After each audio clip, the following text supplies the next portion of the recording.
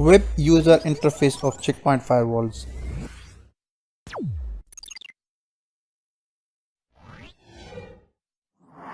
Hi guys, welcome to this new checkpoint firewall training session. In this session, we will go ahead and do the basic configuration of the checkpoint firewall that's at the edge of my network. So what I have is, let me give you a quick overview of the topology. So this is basically my headquarter central site. This is my site 1 and this is site 2.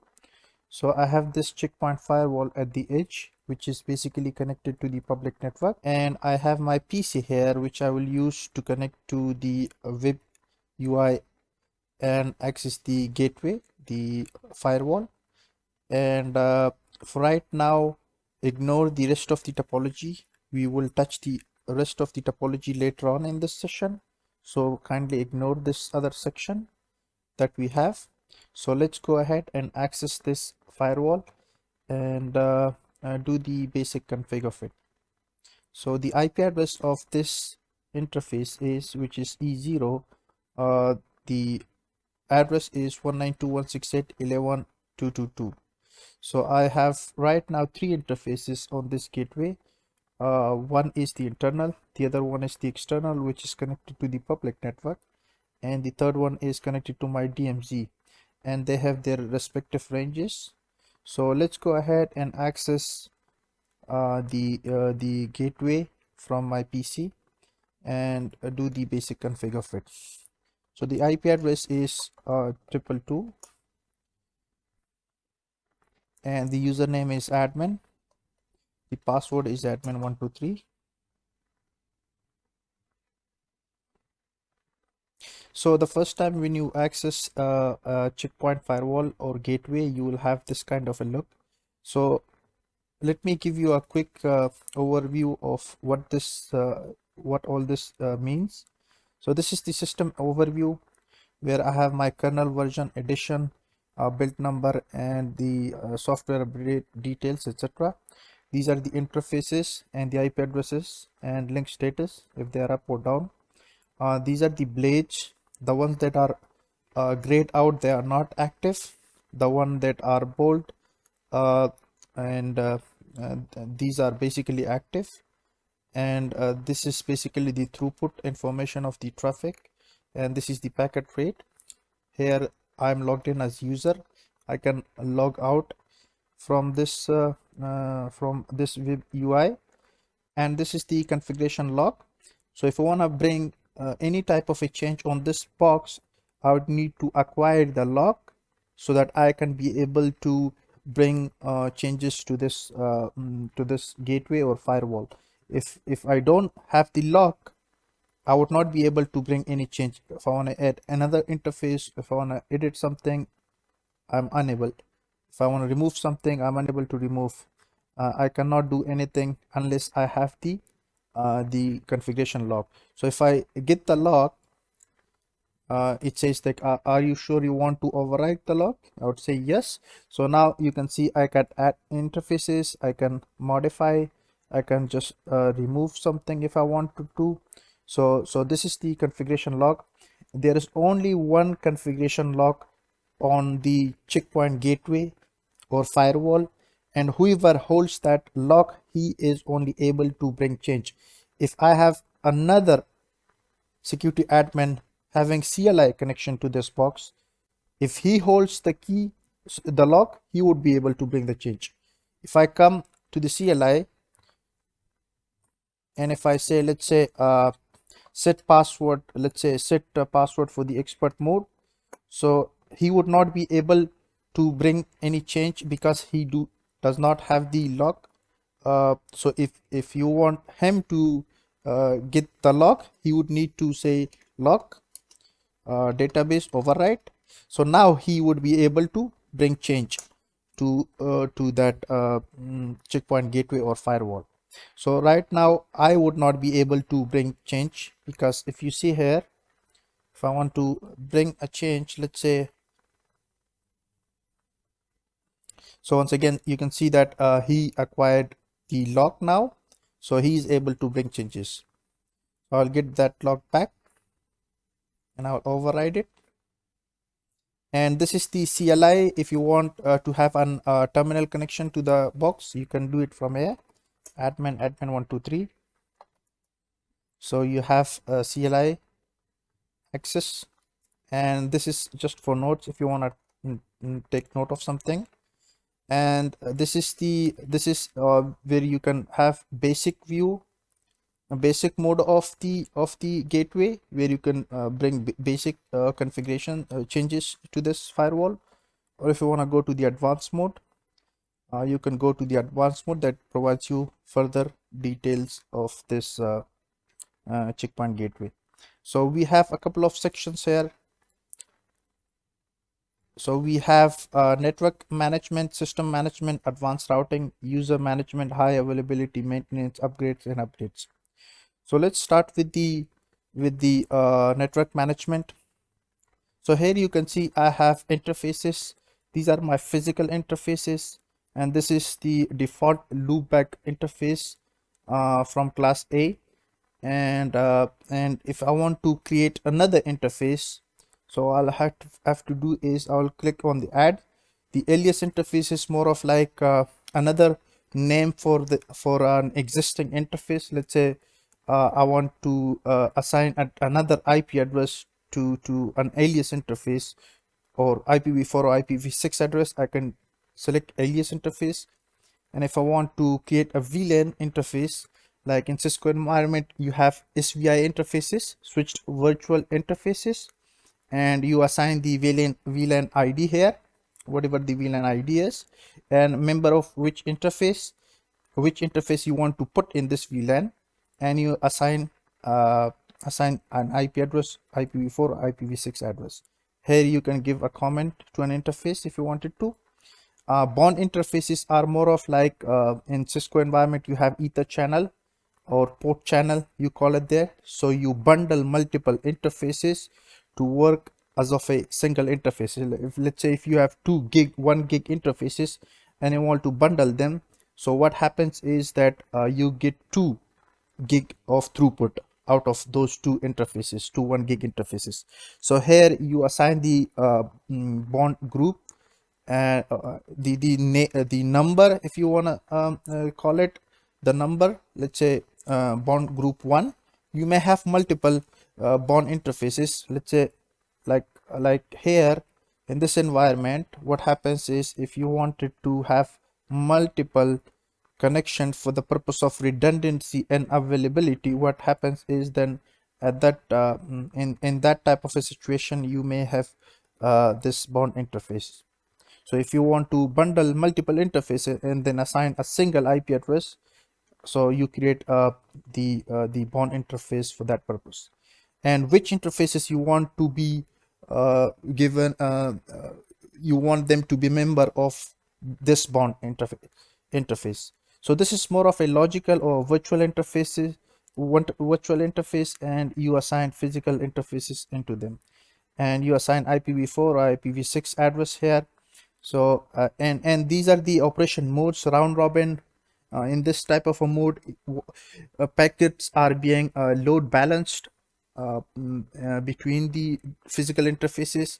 And if you have active state backup in this type of situation, what happens is your one link, let's say E0, I want to add this and this one, and what happens is the E0 would be the active one, and the E1 would be backup. Whenever E0 goes down, the E1 would take over. And 802 is the IEEE version of it, Institute of Electrical and Electronic Engineers. This is the open standard version, and these are the timers which you can basically set here. The MTU maximum transmission unit is 1500, and you have monitor interval, downtime, and up delay, down and delay. And you have do you want this to be an layer 2 interface or layer 3 ether bond or bundle interface? And the link aggregation control protocol rate, you want it to be fast or slow, you can set here. and you have bridge interface. What bridge interface is like, if you want this, by default your checkpoint firewall functions in layer 3, which if every interface is a separate broadcast domain. So if you want this to be in transparent mode, and you want to assign if you want it to be in layer 2 and still do the policy inspection and threat protection, etc., all those stuff. So in layer 2 environment, if you wanted to implement your checkpoint gateway, so in that situation you would need to have the bridge interface to be able to access the box and do some configuration. That in that type of situation you can have the bridge interface in and assign an IP address. So this is the bridge group, and then you give it a physical interface, and then you assign v4 or v6 IP address to it. And the next one is the loopback interface. Loopback is more of like logical interfaces. They never go down. So I have one default one, which is LO. And if you wanted to create others for, let's say, for the purpose of, let's say, Ospf, to if you wanted to assign router ID out there, or if you wanted to use it in BGP border gateway protocol, it can be used for special purposes. So these are basically logical interfaces that never goes down. The other one is the tunnel interface, VPN tunnel interface. This is once again logical or virtual interfaces that are created over the physical infrastructure or network. So let's say I may need to create an interface, a tunnel interface over my physical, let's say from HQ to site 1. I need to create I may need to create a tunnel interface for the purpose of my sending my local network traffic over the public network. So in that type of a situation I may need this, and you can use it later on to encrypt traffic inside it. So that's another thing, but you can create tunnel interfaces without using encryption, or let's say IPsec, or it's all those other stuff. So here you can assign the tunnel interface ID number, uh, and I don't know how many tunnel or loopback interfaces you can create, but normally 4.2 billion is the common number that you can create, which is a huge amount. And here you assign the pair IP address. So the pair IP address, if I want to set this tunnel here, I would set the pair IP address being 291.33.100, and my local uh, address here would be whatever the IP address, let's say from whichever range I want to assign, and the remote address. And if you don't want to assign an IP address from a different range, and you want this to be from a physical interface, then you go and check this unnumbered interface, which takes the IP address from the physical interface. So in this situation, the physical is this IP address, the Ethernet 1. So I'll go ahead and go say Ethernet 1. So it will take IP address from that. It will use the physical IP address and try to bring up the tunnel interface. The next one is 64 tunnel. This is once again if you wanted to convert IPv4 to IPv6 tunnel.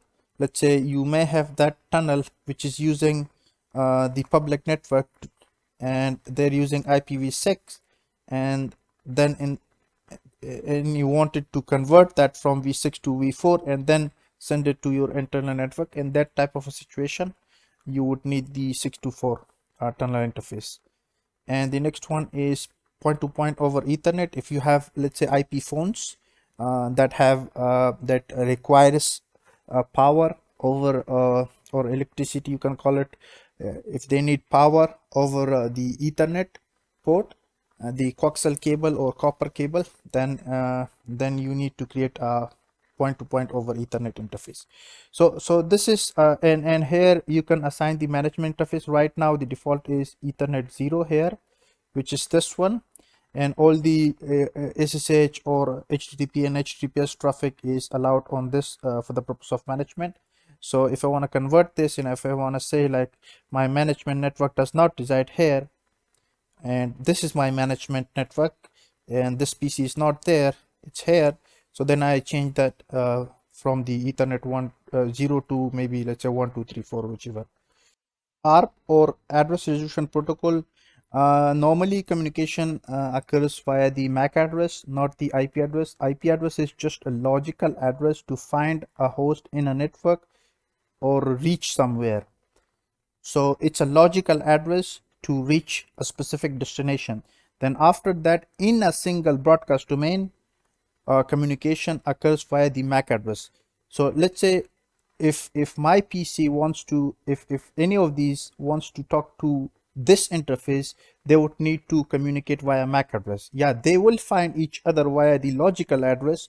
Once they are found using this ARP protocol, then they would communicate via MAC address. So let's say if I want to check my host PC's ARP table, I would say ARP -A. So right now my PC is talking to these IP addresses, all of them via these MAC addresses. They're not talking via the physical interfaces. Yeah, they find that where the IP address is, where you are. Once they are found, they start talking using layer 2 address, which is a 48-bit the physical or hard-coded or burnt address, and you can assign it here statically, or if they can dynamically be learned. So normally ARP is enabled on every device. On all these devices, ARP is enabled, and they learn MAC addresses dynamically. So if I want to check the ARP table here on my CPHQ, or maybe this firewall or gateway, so what I would say is, I would say show ARP dynamic all, let's say. So right now my gateway is talking to these IP addresses via these MAC addresses. So they are not talking via these IP addresses. So if you want a specific host to be having a static MAC address assigned to an IP address, then you can do it here. Why you create static entries? Maybe you want to have a static entry for this, let's say this IP address.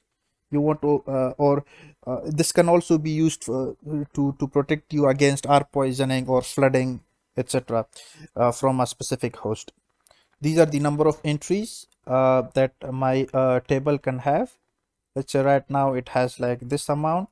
So maximum amount is this, that the ARP entry can have, and this is the validity period of each one if it's being learned dynamically.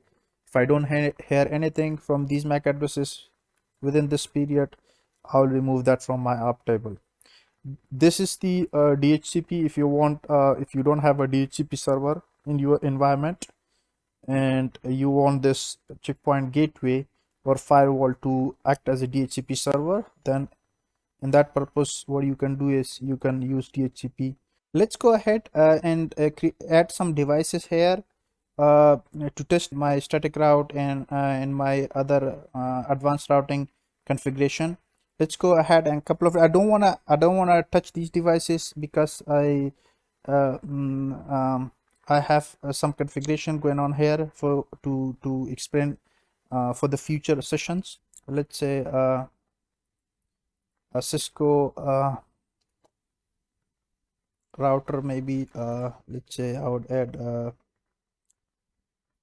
Cisco router here. Maybe let's call it HQ router,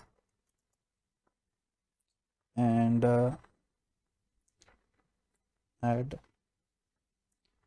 let's add another one.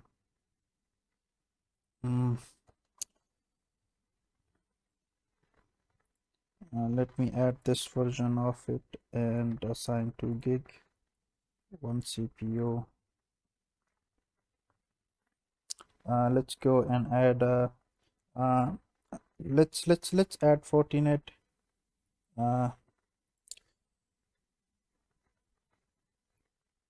Let's add the latest one, 60. Let's add 60 and this default. So do not get confused. I'm adding these for the purpose of only to check them. I need a switch as well.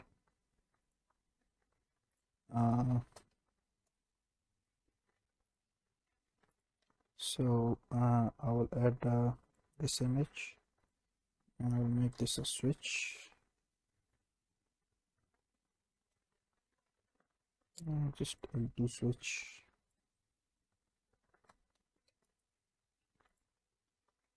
And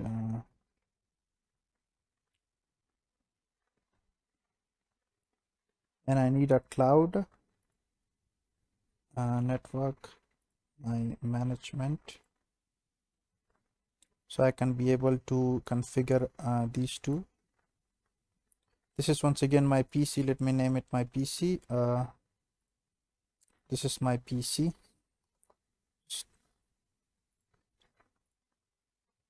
This host PC.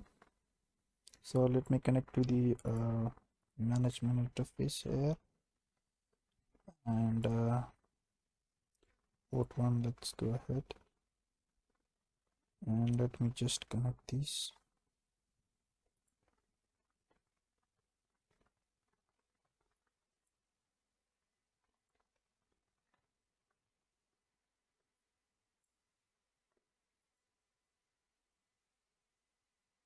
So consider this being a separate site, each one being a separate site that is once again connected to my central edge checkpoint gateway, and that checkpoint would be connected, let's say, is connected to the public network, and I will exchange different types of routing protocols between them. That's why I added different vendors. Or you can have a checkpoint. So we are doing the checkpoint configuration here. We would do a very basic config here, just assign IP address, configure web, and then we bring adjacency with the checkpoint gateway. So what I will do is I'll pause the video because I need to stop this to be able to add the other link. So I would pause this and start them all, and then we'll come back. So we'll come back. The devices has been connected and they are booted, and I have assigned a subnet to this network. I have just named it campus, and the subnet is 172.16.0.0 with a prefix length of 24 and address of 222 here to this Ethernet 3 interface of the gateway, and one for the Palo Alto firewall, and 2 for the Fortinet, and 3 for the Cisco router. So I would have interfaces later on here, other interfaces that would be my local networks, and then what I would do is I will basically exchange those prefixes and route packets for those networks, but we will do that later. So what I will do is I will relog in to my gateway. Let's relog in admin123,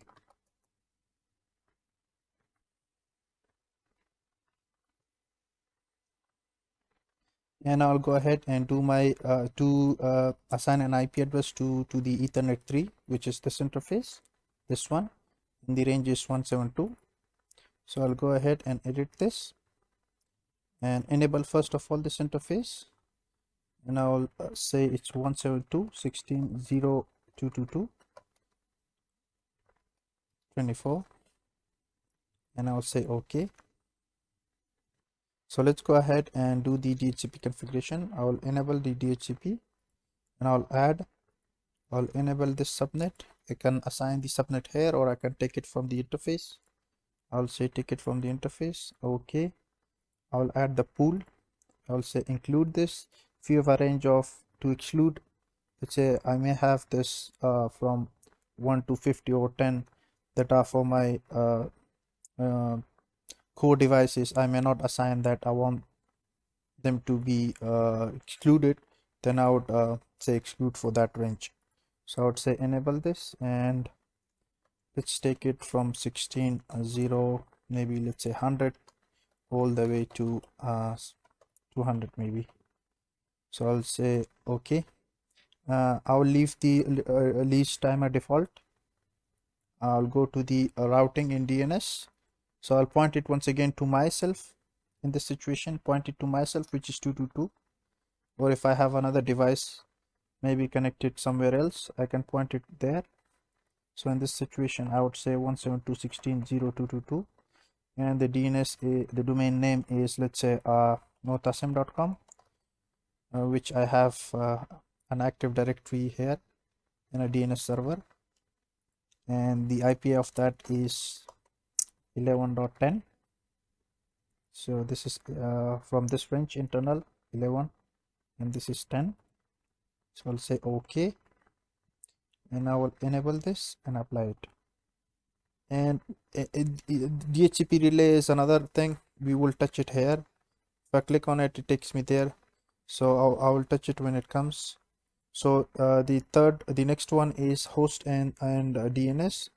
Here you can assign your host name and domain name, motasm.com, let's say, and the DNS suffix once again, and the DNS address, first, second, third one.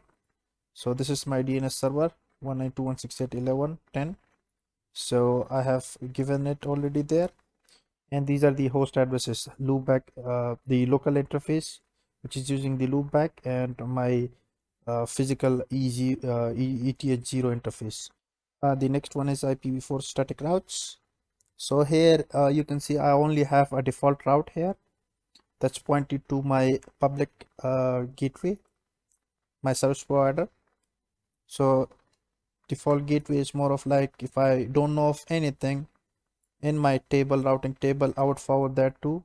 So in this case, if anything comes from any network, from here, from here, from here, I'll forward it to this IP address, which is 291.33.1. So this is my service provider.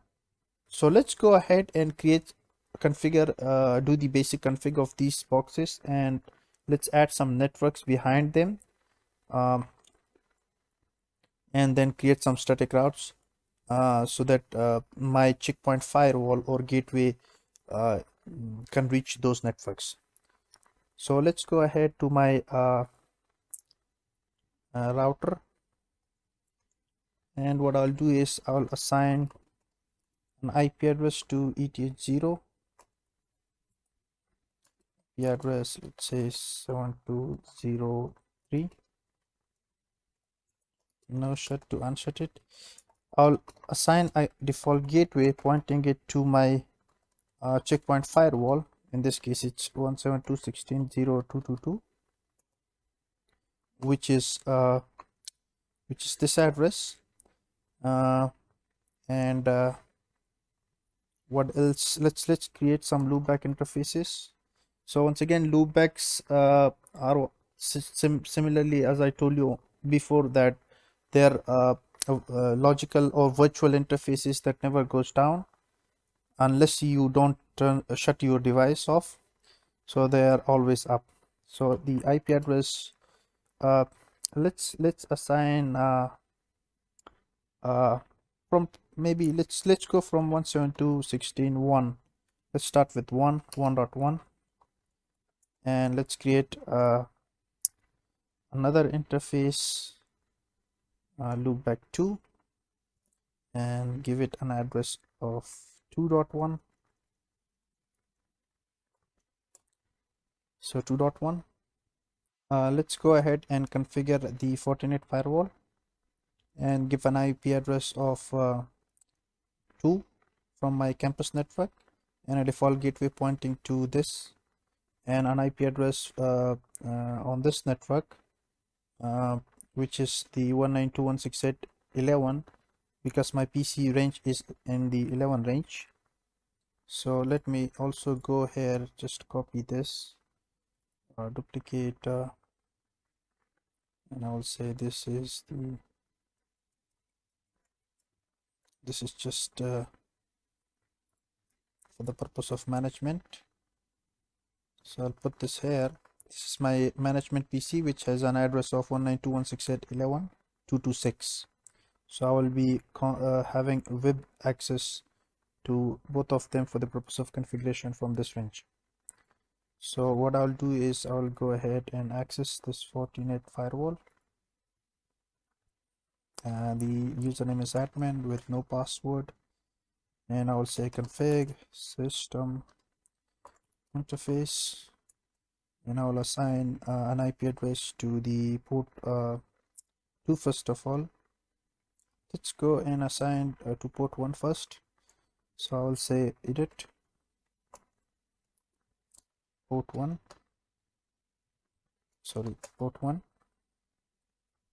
and I want to say the mode is static, not DHCP, and the IP address is set IP. It's 192.168.11 dot. Let's go ahead and assign 160. Let's go ahead 161 for this one and 162 for the Palo Alto. So this is the mask, /24/24, and I thought I'm on the Cisco router. so end, once again no exit. So end and config router static for my default gateway, because I want to point the Fortinet firewall to be pointed to my checkpoint firewall.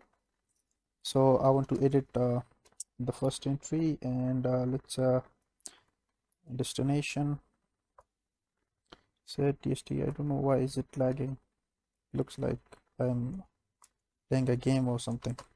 So set DST, and for any network set the gateway to 172.16.0.222, and set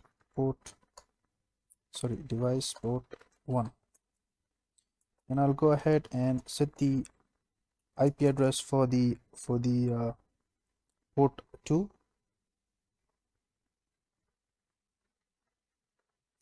which is the config system interface, and in this case I want to modify the port 2,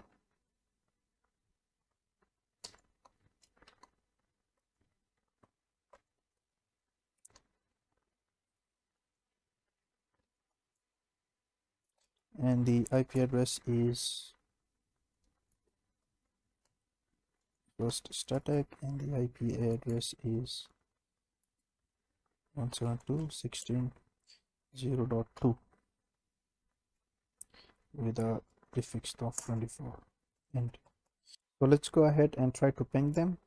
So I'll ping this IP address on the port 1 of the Fortinet firewall from my PC if I'm able to reach there for the purpose of management. So the IP was 161, I guess, 192.168.11.161. So yeah, I can reach there. So I can reach this port with an address of 161 from this range. So let's go ahead and try to ping from this CPHQ to the Cisco router and then a Fortinet firewall. So I'll go ahead and try to ping 172.16.0.3.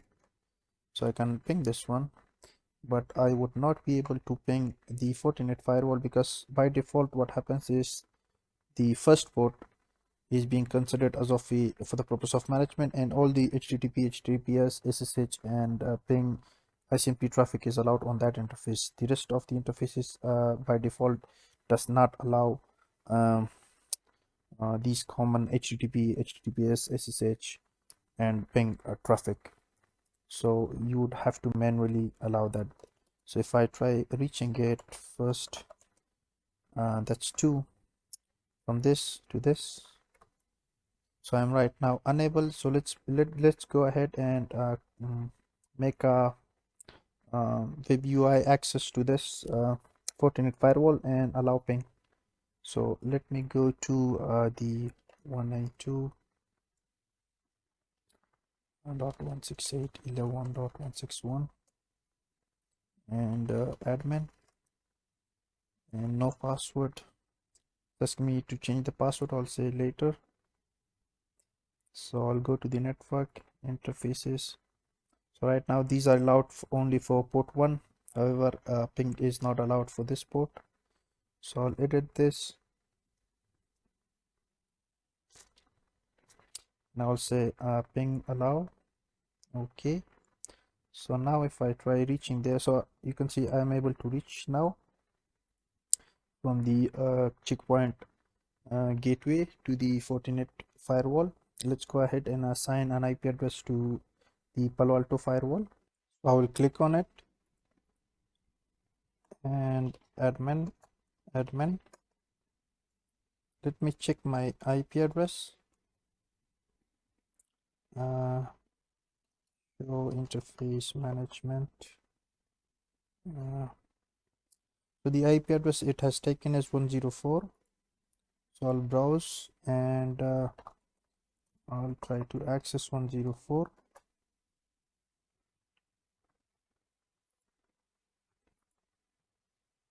HTTPS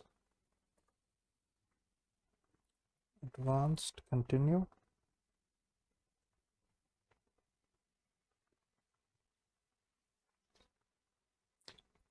And admin.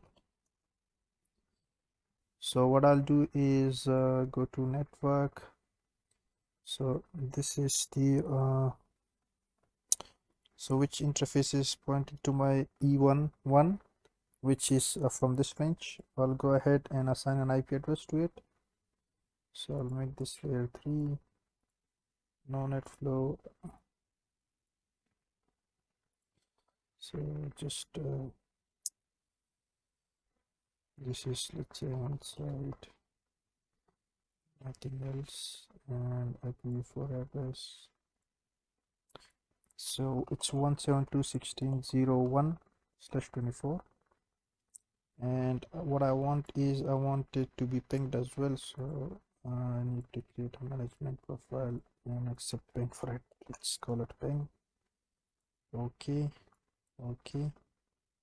and commit.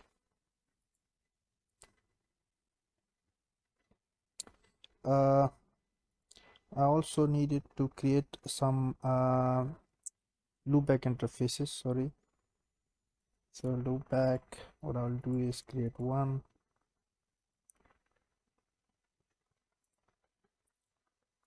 Put it in my virtual router default.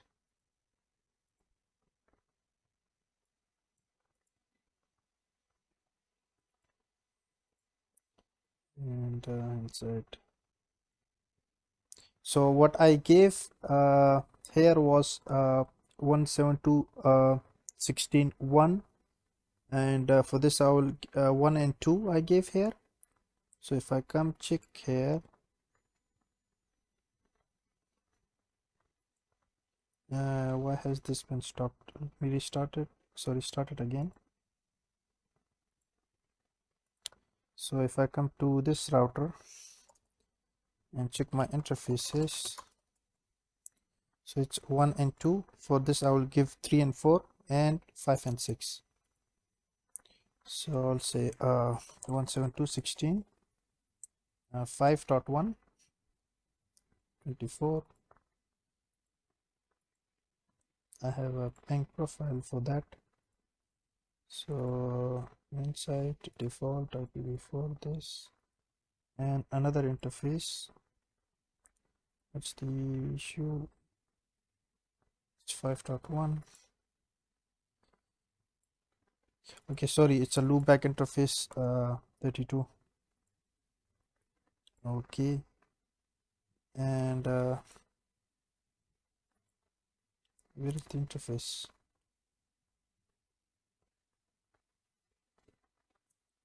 It should come. Refresh.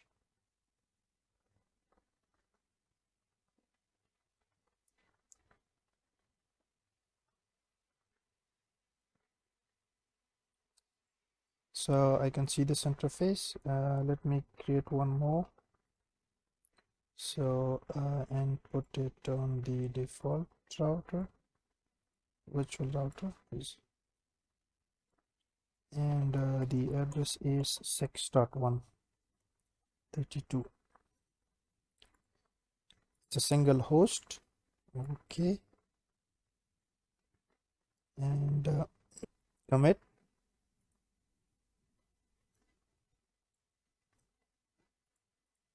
So let's go and try to ping this if I can reach it. 172.16.0.1. So let's go to my CPHQ, this firewall, and try to reach .1 this time. So I'm able to reach there as well. So let's go ahead and create static routes on this checkpoint firewall to forward traffic for the networks that are behind the HQ router. So I have two networks here that are from these ranges, 172.16.1.0 and 172.16.2.0. So I want this gateway to be able to reach to those. So let's go ahead and also ping the networks that are behind this HQ router. So if I say ping 172.16.1.1, so I'm unable to reach there. So let's go ahead and create static routes for those networks in the checkpoint firewall. So I'll access my gateway and I'll create a static entry. I'll acquire the configuration log. I'll create a static entry for 172.16.1.0 and the mask is 255.255.255.0 with the next hop being normal, and this is the metric that you want, that you can change. And the gateway, the next hop is an IP address. IP address is which is this address 172.16.0.3. so I'll assign this 172.16.0.3 and this is the priority. Normally this is the admin distance value. If you know from Cisco, this is the believability of the information, and this is the metric information. The priority, I don't know why they call it rank there, priority here, but the normal naming convention or name should have been distance value versus the metric, but this is what it is. So I'll say okay. I'm also going to check the ping for it and save it. So now if I go here, if I try to ping it, I'm able to ping the 1.1 which is behind the HQ router. So I'll also create another entry for the 2 network. So I'll go ahead and create another for 172.16.2.0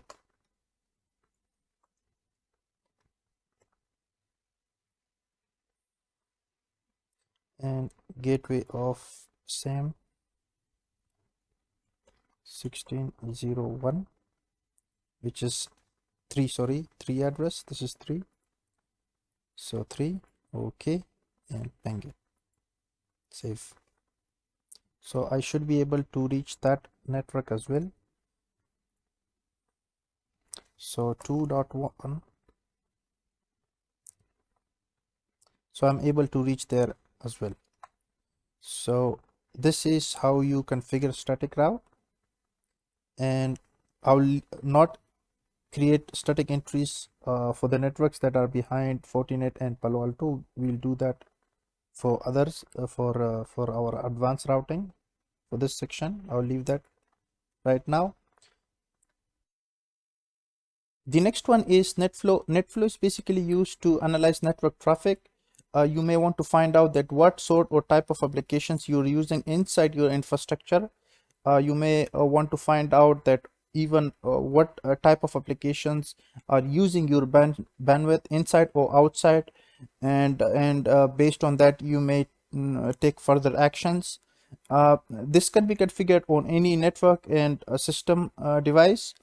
You can configure this, and there are every vendor offers some sort of solution, a network analyzing solution. So you have, like, for instance, SolarWinds offer this manage engine, OP manager from manage engine they offer, and PRTG is there. So in my case, what I have, I already have downloaded the free version of the SolarWinds standard toolset. So this is the SolarWinds standard toolset, which is free, and you get all these tools for free. So I already have downloaded this and installed it, so you can download it as well.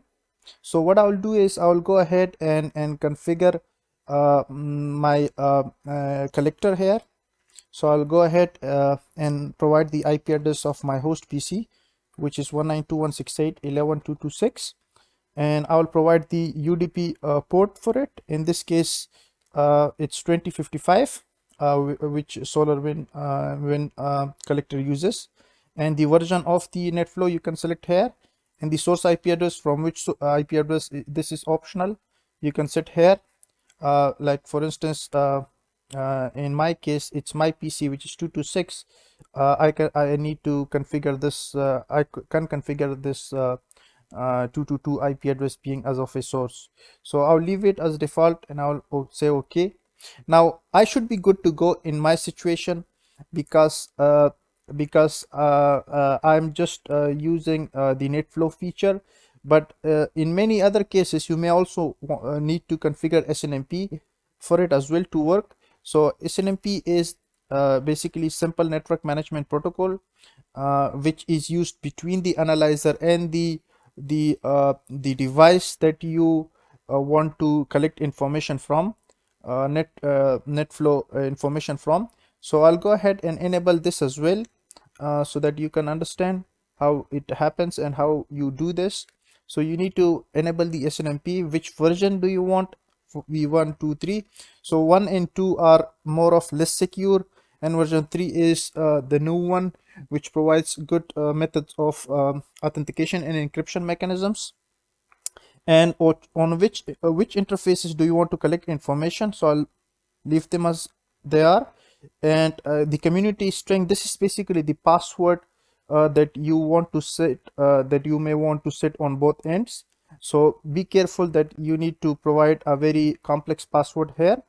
And the read only community string is that if you only want to read collect the Netflow information on the analyzer, you may go with the read only option. If you want to bring some changes from the let's say in this case from my host PC, from this PC, using that network analyzer, then you need to provide the community string for the read write. So in this case it's public. So if you have something else, you can assign it there. So I'll say apply, and apply here as well. And let's go to my Netflow analyzer. So in this case I'll go with the Netflow real time.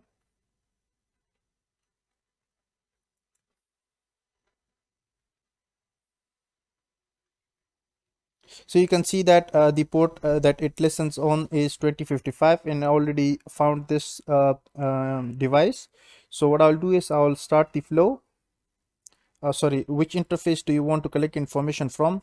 So I'll go ahead and select the Ethernet 0 interface, which is this one, this interface, and I'll say start.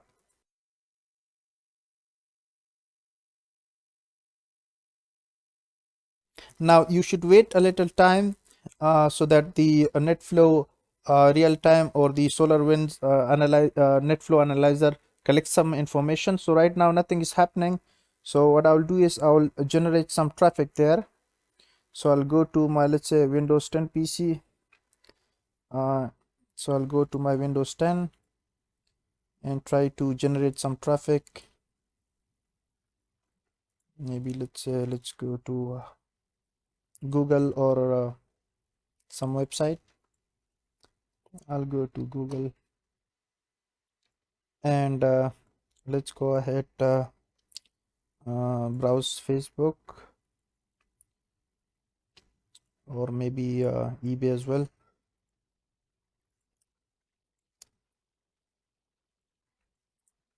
No problem, they're basically being filtered. I intentionally did that, so eBay is working. So let's go ahead and see if something is happening. I'm collecting information. Yes. So here now you can find see that some UDP traffic has gone through this interface, and these are the conversation IP addresses and the domains that Facebook you have accessed, and others. So these are the endpoints. Okay, so that it collected information. Whoever contacts this interface now, they basically know that now from here, if you give it a little more time, you get more information here, and then you can find out that what sort of applications are using how. Like in this case, in my case, it's quite less, like you don't see anything. However, in a real environment, you would find out like this is basically in KBs, like nothing is happening here in my topology. But however, in real environment, you may get more and more information, and then you can create reports out of it, and take action based on your requirement or needs. So that's how you configure Netflow on the checkpoint firewall. We'll go now to the system management. Here you can set your time and time zone.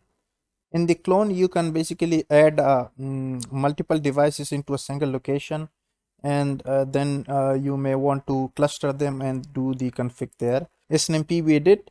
Job scheduler is there. For Snmp, once again, you can also define your trap levels. You may want to define what types of Netflow is being sent to your analyzer. You can set them here. So I'll leave that. And a job scheduler is there, like you may want to run a specific command on a specific certain time. Then you can come here, specify the command and name it, and when do you want it. Like normally this is used in many cases for the purpose of backup, etc. So I don't have anything to back up right now. So job scheduler is there. Mail notifications is there. You may want to set your email address for the purpose of getting notifications in case of anything goes up and down. Proxy is there. Proxy, once again, if you have a proxy in your environment, you can use a proxy here.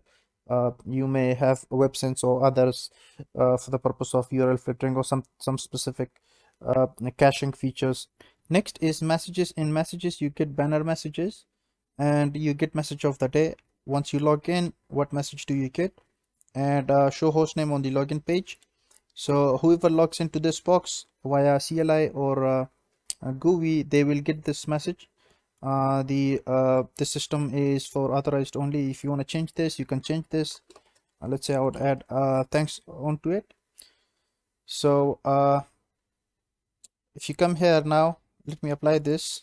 If you come here and try to log in, you get this thanks as well. So you may have a very intuitive description or message here. For the banner, you may want to say welcome to HQ gateway, let's say unauthorized access prohibited, and apply. So once you let's go ahead and relog into this firewall. So I'm getting this thanks on the GUI as well. So if I say admin 123, so I'll get this message, banner of the day. So this is the messages. The time format you can select here, the 24 hours or 12 hours or date and time, uh, you can change here. Sessions, the inactivity timeout, if I have like 10 minutes inactivity on the once I log in, if I don't have activity after 10 minutes, I'll automatically get logged out. So you also get this message here, so unauthorized access prohibited once you log in. And for the GUI, the inactivity timeout is default is 10. You can modify it here. So, and table refresh is 15 seconds. And core dump, if your system crashes or then you get those logs and messages here in this location, which you may access later on for the purpose of troubleshooting, etc.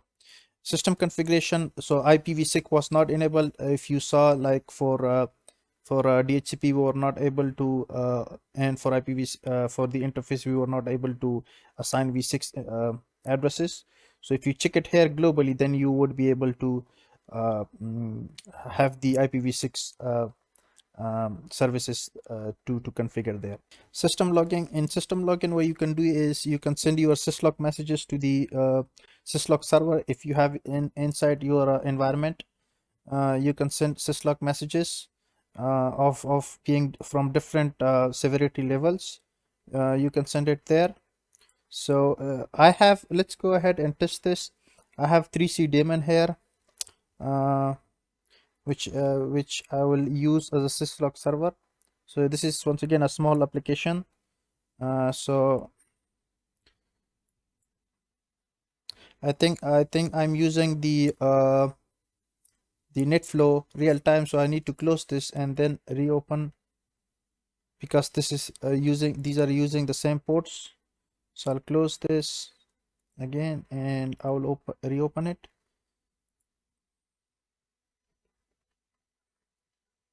So syslog, and it's listening right now. So I'll select all for the management and audit levels messages. So I'll say apply, and I will go ahead and add my syslog server IP address here, which is 192.168.11.226, which is this host PC, this one, the one I'm using right now. And what level or type of messages do you want to send? So you want to send warning or severity. These are the severity levels that you want to set. Debug is all. So careful with this one. So I'll say I don't have too much traffic right now, too much syslog messages. I don't have too many messages, so I will go ahead and select all right now and say okay. So I should be getting some messages here. I try to log in, let's say I'm getting all, that's why I'm getting debug level as well. And if something is critical or warning or info related, I will get that as well. So if I say exit, so these messages that previously I was getting, I should get them here as well. Admin 123. So you can see I'm getting all these messages, and you can save them for the purpose of troubleshooting if you have any kind of an error on the system. And we have network access. In network access, we can enable telnet, because by default SSH and HTTPS is only allowed for the purpose of management of this box. And if I try to enable telnet and apply, let's go ahead and use Wireshark to capture my telnet traffic. So I enable telnet there, and what I would do is I would go to this switch and try to capture Ethernet 00 traffic, because by default SSH and HTTPS is allowed. So what I would do is I would use putty to telnet to that from this host PC.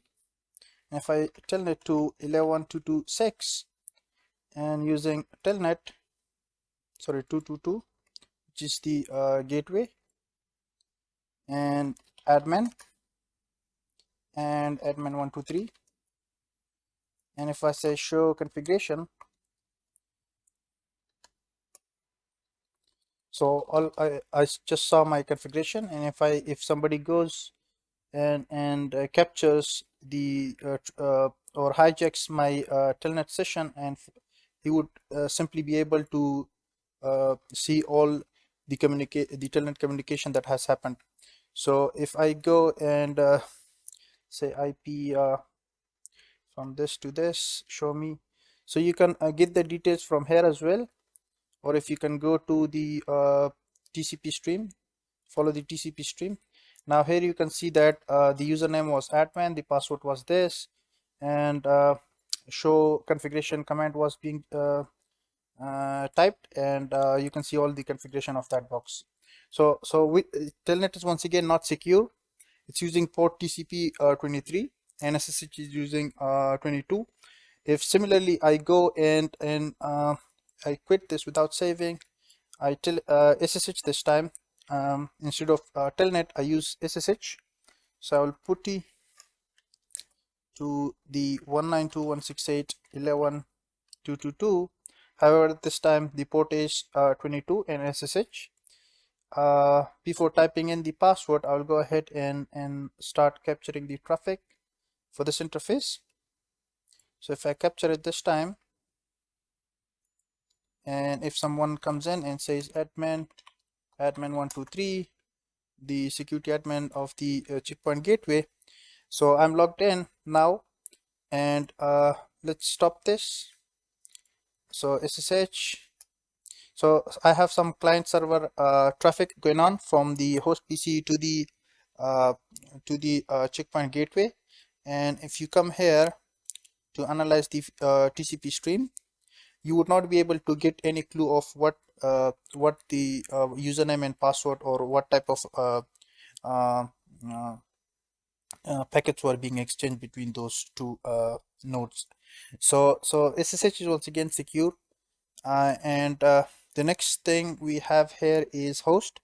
This is basically which IP addresses or source addresses you want to be able to graphically manage or connect to this gateway. So if you have specific, you may want to allow only this host to be able to connect to my checkpoint gateway. Then you need to come here and assign the IP address, or if it's a specific network, you can assign an entire subnet for it, or if it's anybody, you can say anybody. So right now any is being selected. Next one is advanced routing. In advanced routing, what we can do is we can configure all these IGP protocols or EGP, or we can do multicast routing protocols. We can do configuration of that. And also the first one is DHCP relay. What DHCP relay does is that if you have a DHCP server on another subnet, like for instance you want these clients to get their IP addresses from another, maybe you have a DHCP server here, this may be your DHCP server.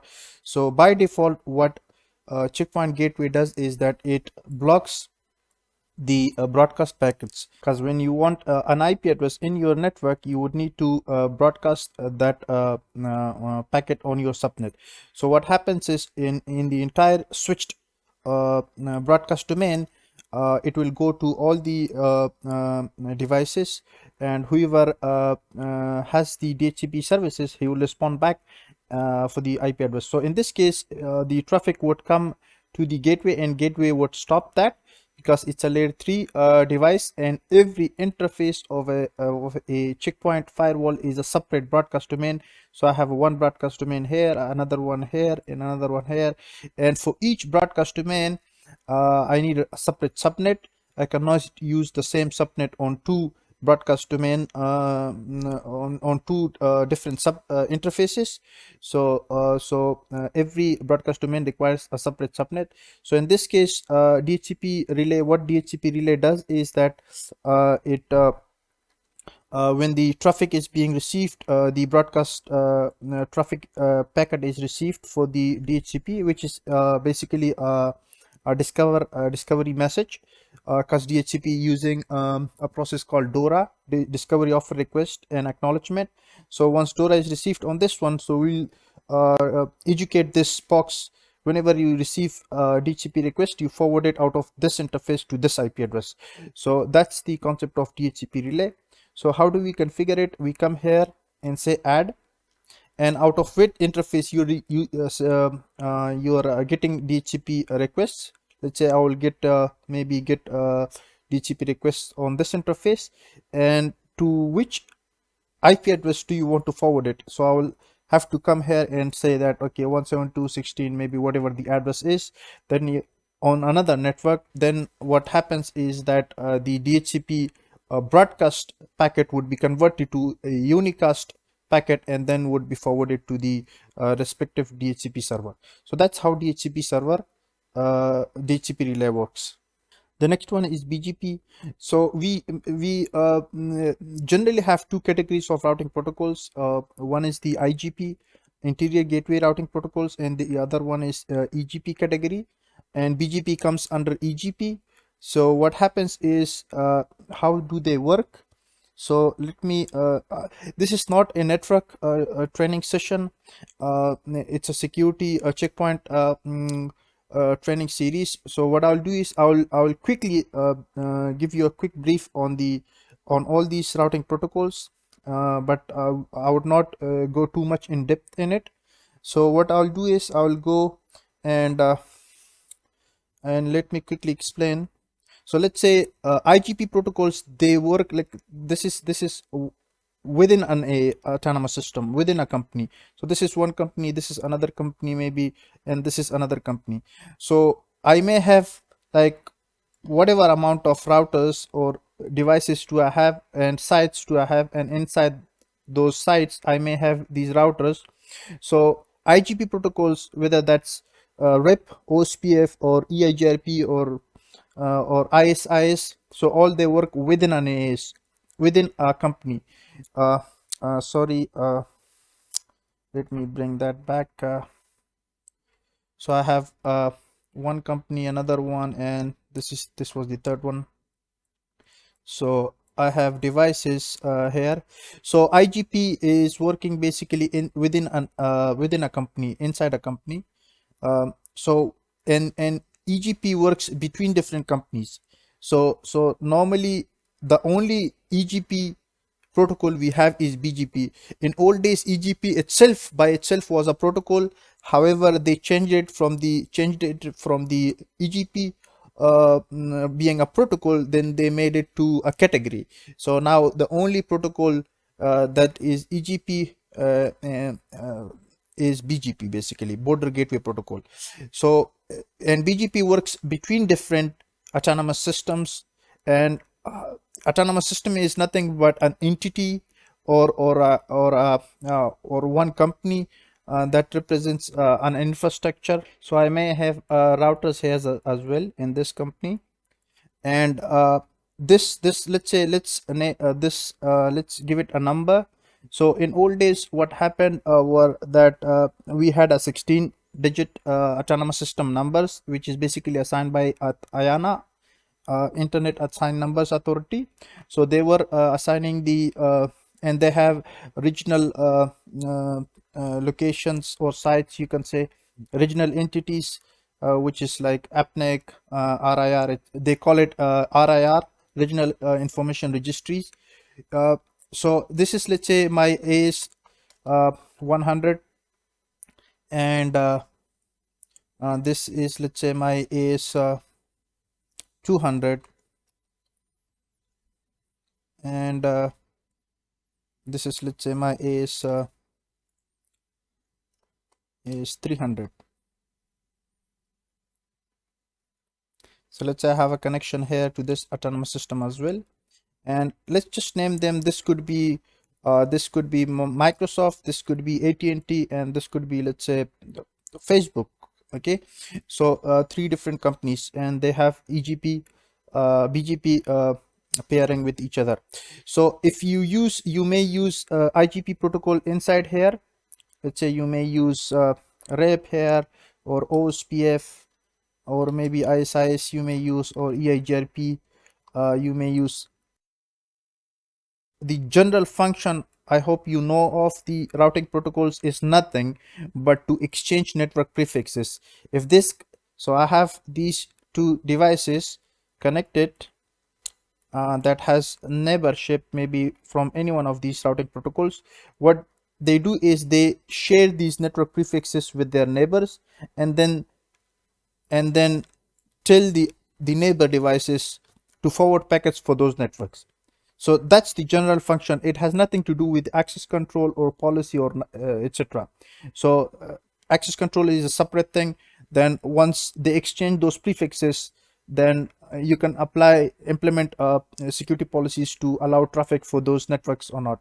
But generally what the function is of any of these routing protocols, whether that comes if it comes under the IGP or BGP EGP category, so they share or exchange network prefixes or subnets, and then forward packets for those networks. That's the general function of any routing protocol. So in this case, if this is the content, all these routing protocols has their own believability, which is called administrative distance. In Checkpoint they call it rank, and every one of them has a number. So the range is from 0 to 255. The lower the number, the more preferred the route. So that is the concept. So in Checkpoint has a different ranking numbers. However, in Cisco they have different admin distance values for each one. Like for REP they have like 120, for Ospf they have 110, for ISIS they have 115, and for EIGRP they have 90. So and for BGP, if it's an internal network, that the admin distance for that is 20, and if it's an external network is being learned by the from another AS, then the admin distance value for that is 20. So that was the admin distance. Now we also do have something called metric. What metric does is that if you have redundant paths to reach a network, so let's say this is a network X and this is device A. Now this device A has two different paths to reach network X. One is via this path, one is via this path. So all these routing protocols has their own metric types. Like REP has hop count, and Ospf and ISIS has cost values, and EIGRP has compound metric, which is made of bandwidth, load, delay, reliability, and MTO. That's the concept of metric. However, for EGP, BGP being a protocol, they don't call it metric there, they call it attributes. Now if I have like a network prefix here, which is once again which could be network Y. Now to reach network Y from this autonomous system, I have two different paths. So for BGP they have attributes, and there are different types of them.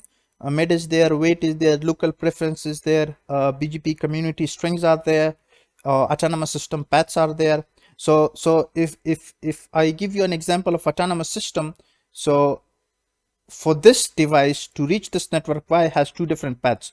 So by default, if it goes via this path, it has to go one autonomous system, it has to go to reach this network Y. And if it goes via this path, it has to go one hop and another hop. So it has to go through two different autonomous systems to reach the network Y. So for this autonomous system, it will prefer to reach and go via this one. So that's overall the concept of BGP attributes. Now let's go back and enable. So I'm logged out here. Let me relog in. So let's go ahead and configure BGP between the HQ router, Cisco router, and the Checkpoint firewall.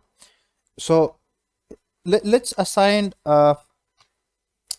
autonomous system number of AS number of like 200 for this, and AS 100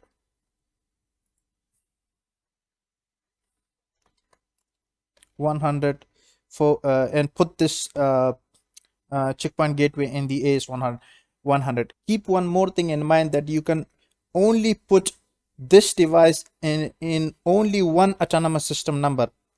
Like checkpoint firewall, you can only put this to be member of this autonomous system 100. And similarly for other vendor devices, same, like Cisco router, I can only put this device to be member of autonomous system 200. And for Fortinet or for Palo Alto, same. It's not like the IGRP protocol or Ospf, where I can create an autonomous system number 10 for this interface, and then 20 for this interface, and 30 for this interface, and put them in different autonomous systems. For IGP, I can do that. For BGP, I cannot. I can only put this in one AS in one time. So you have to be careful on this one. So what I'll do is I'll go ahead and configure my BGP and bring the neighborship between those two. So I'll acquire the lock. And here is the BGP details. The default, you have a router ID that is taken from an IP address. So this router looks like an router ID looks like an IP address, but it's not an IP address. It's a router ID that's unique in this autonomous system. So if you have this HQ and you want to make an autonomous system here, and you have like hundreds of devices, every device should have a unique router ID, so they can understand each other. So this looks like an IP address, but it's not an IP address. It's called a router ID. So you can configure this manually, not only for the checkpoint firewalls, you can do it for Palo Alto devices, for Fortinet, for Cisco, for others as well. If you can configure this manually, or if you don't configure it manually, what happens is they take it from the IP address as well. So let's go ahead and change the global settings here. You can change the IP address here if you wanted to. So let's put this 111. Let me make it 111.1.1.1.1, and this is the cluster ID or route reflector. So in BGP, I will give you a quick overview of this reflector and the configuration. What reflector does is that if you have an environment like this, if you have an autonomous system here, and you have routers here, and you have BGP peering between them,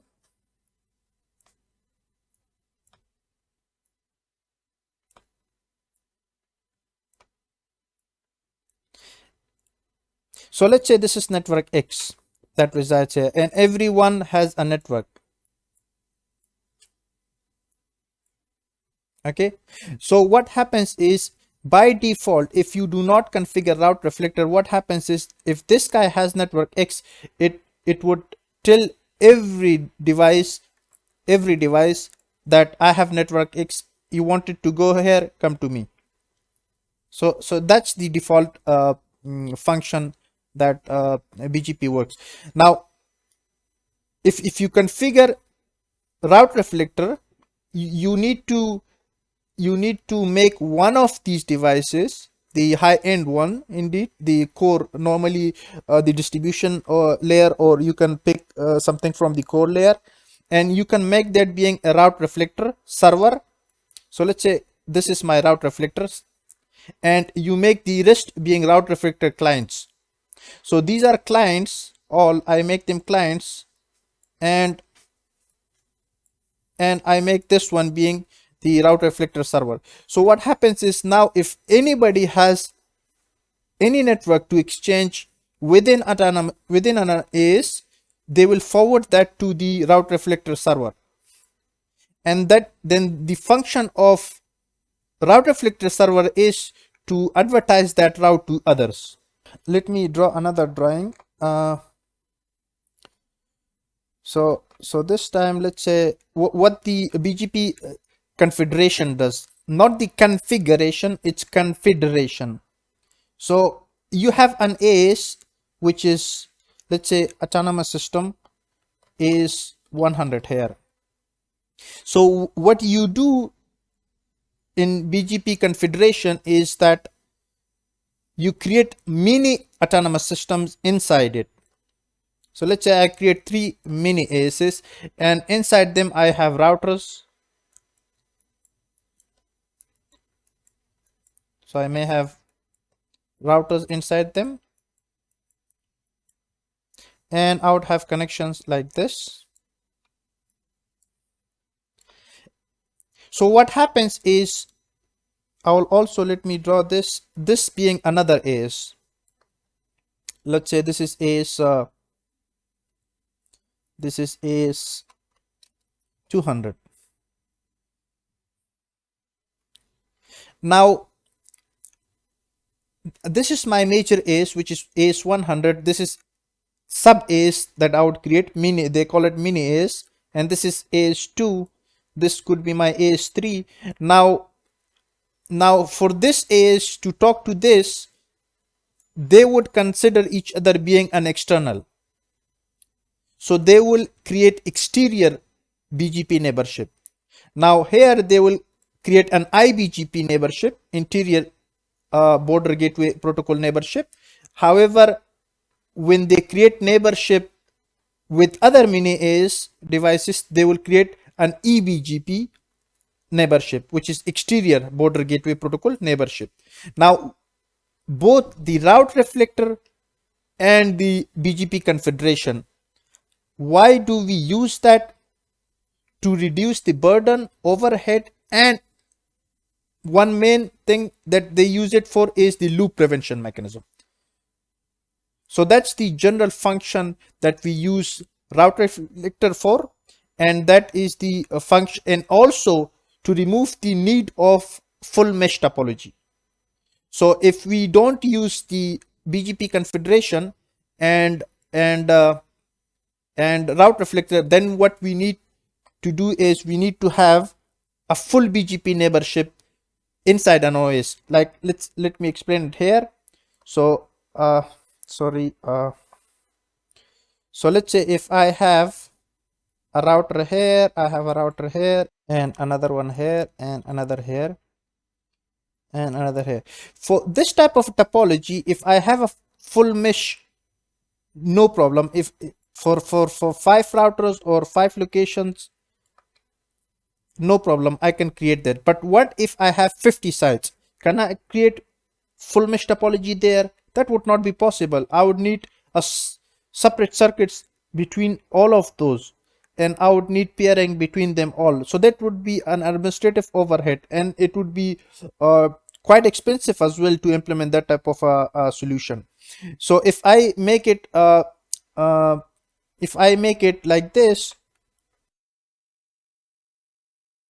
and I need to have circuit between them all. So right now I have like 1 2 3 4 5 and 1. So I also need a circuit here, which is 5 5 10 circuits here I need. For small environments, that's fine enough. So I can get this full topology, then it would be fine and I would be good to go. But if I have a connection like this, if this guy has a network now, which is network X, this will forward it to an IBGP neighbor. So this router would say, okay, I learned about network X, fine. Now this guy would not forward it here because of what? Because this guy would say that I learned it from an IBGP neighbor. Why should I forward it back to another IBGP? So that's why it says it may create loop. So for loop prevention mechanism, you either need to have a full mesh, or you need to have a topology like this. That's the solution is BGP configuration, and the another solution is route reflector. So in route reflector, everybody tells, this is the route reflector, this guy tells the network to this, If this has a network, it will tell it to this. This has a network, will tell it to this. If now this has network X, so it tells to this, and the route reflector would say, okay, I learned it from you being as a client, I will forward it to all the other clients. That's how it would, so there would not be loop in that situation. So I hope it has made some sense. Let's go ahead and configure the BGP. So I'm logged out again. Let me relog in.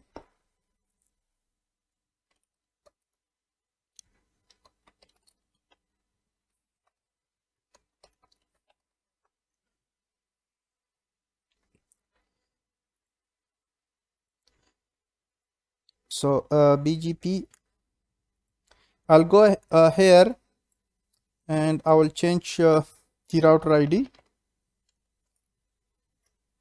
to 111, and I will make the other 222. So I do not have many devices here right now. I'll leave this as it is, and this is the local autonomous system number that you can configure. So I will say this belongs to my AS 100 and save. So here, if you had the BGP identifier, the configuration identifier, you can configure it here. So now you can see I can add my peer devices here. So I'll click on add. So the remote is, this is AS 100 and this belongs to AS 200. So I'll go ahead and tell the checkpoint gateway that the remote device is in AS 200. The peer is in AS 200. So see, when I say 200, it says it's an EGP neighbor. If I say something like 100, it says internal. So I will say this is 200. If I change it to 100, these are the attributes you can mid is here, next hop, self, not to change the IP address. It will it will change the IP address to itself.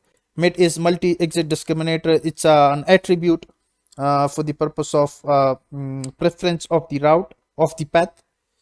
Sorry. So I will say 200. This is an external nib, no delay and description, and the IP address of the neighbor is 172.16.0.1. Show advanced settings. You can once again change the mid value details here as well, and the aggregator. These are all the BGP attributes, and keep alive messages and route, etc. You can change these things here. Graceful restart is more of like do not bring the neighbor down. If there is a change in the topology, just gracefully bring the change, restart. It's a soft restart instead of hard restart, where you bring, if you don't do this, then the entire pair would go down and would come up back. So if you need it soft restart, you can check this, and the others are keep alive stuff. So I'll leave them as default. So I'll say save and save here. So I'll go ahead and configure the BGP on my Cisco router here on the HQR. So I'll put that in the BGP 200.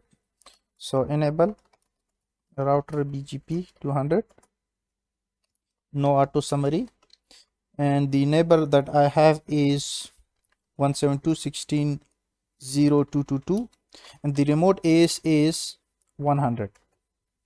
And I have a couple of networks. The networks that I have here, which is 172.16.10 and 20, and I want to advertise them as well.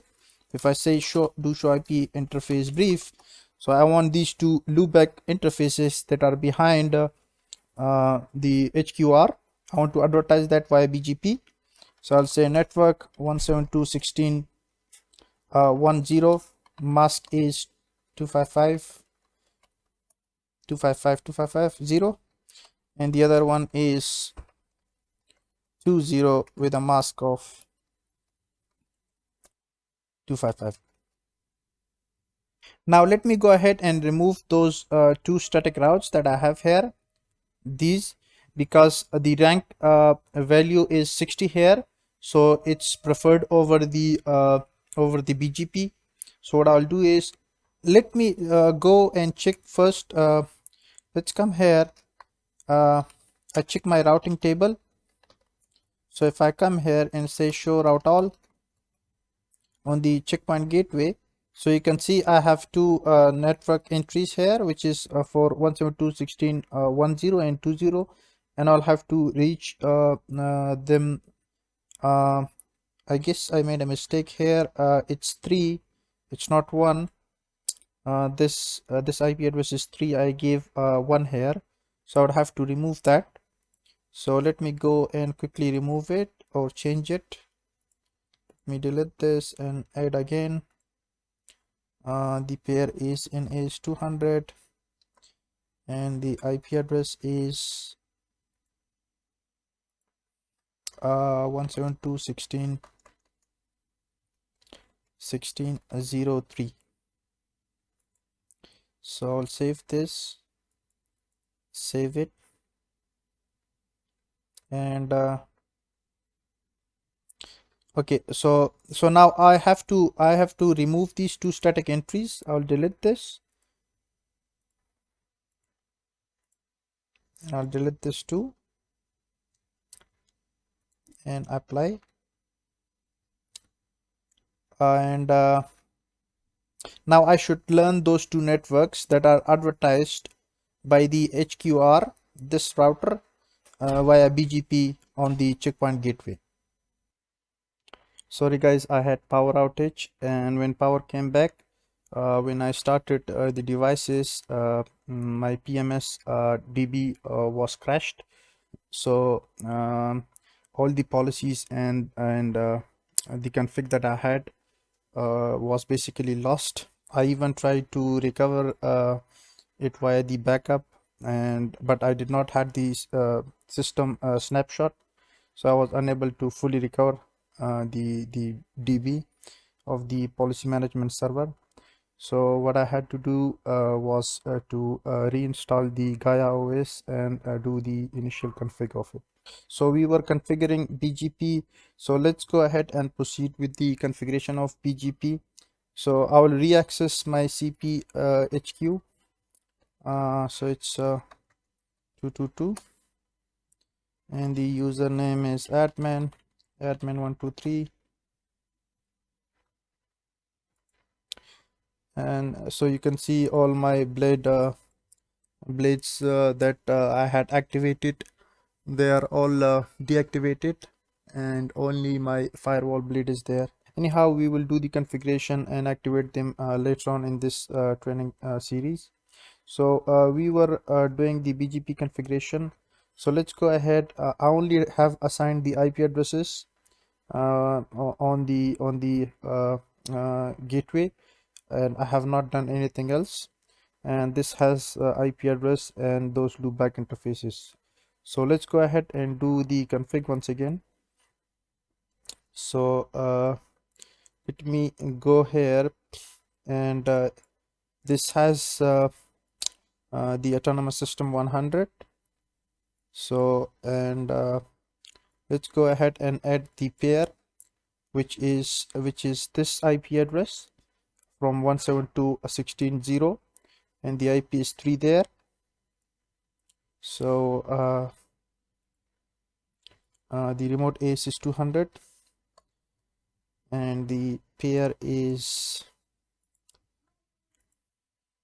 172.16.03.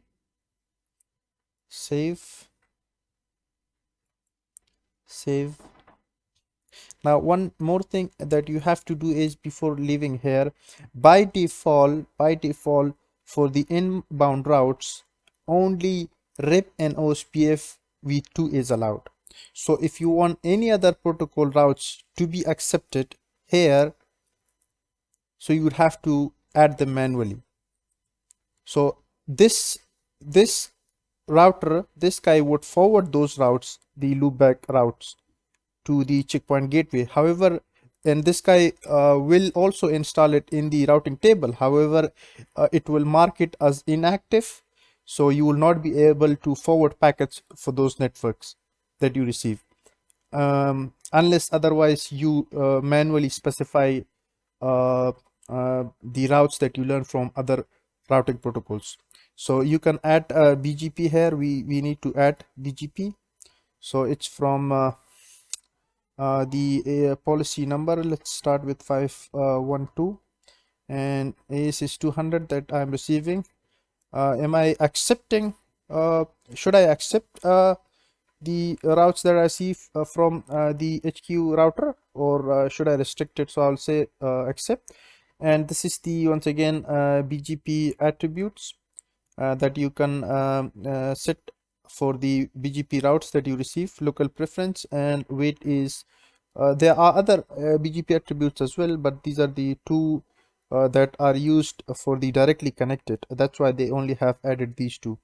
So I'll say save. I'll leave them as default, and I'll go ahead and go to my HQ router and configure BGP there. So I'll go here. So if you see, I do not have any BGP config here. So no BGP config is there. So router BGP 200, no auto. Despite the fact of BGP being a very complex routing protocol, an entire globe is using this routing protocol.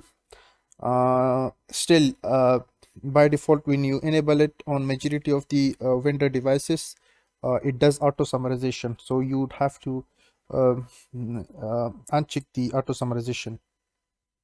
So the neighbor that I have is 172.16.0.222, which is my checkpoint firewall, and the remote autonomous system is 100. And the networks that I have is, let me check, do show IP interface brief. I have two loopback interfaces, so you can think of them being behind this HQ router. So you can see my adjacency has come up, so I have one neighbor, BGP neighbor, so that's good sign. So I'll go ahead and advertise 172.16.10 with a mask of 24, and I'll advertise the other one 2. And if I check show IP, do show IP BGP summary, I should have one neighbor, which is 2222. The version is BGP v4. AS is this messages that I've received, and these are the messages that I've sent. So these are the prefixes that I've received. So I right now have not received any prefixes or network subnets from CPHQ. So it's 0. So let's go ahead and see that have I received these two networks, the 1 and 2 subnet in my checkpoint gateway. So CPHQ, and I'll say admin 123 and show route all. So you can see now I have received two networks that are shown as B. So BGP B is BGP as the code, and I can reach them via this, out of this interface. And this is the I have not set cost value for them, meaning that I have not touched the BGP attributes. If I touch the weight value here, which is for directly connected, so then I will see some value here. So this is the edge, and if I try reaching it, 172.16.11, so I should be able to reach it. One more thing that you need to, sorry, there is no dot at the end. So you can see I'm able to reach there, and if I try reaching the 2, so I am able to reach that as well. One more thing before I leave here, for the BGP, for the checkpoint gateway to accept the routes from this, what you need to do is you need to enable BGP in the route filter. This is more of like A prefix list, if you have touched Cisco, prefix list or route maps, you have there as well, that you filter traffic. Not traffic exactly, not traffic sending packets.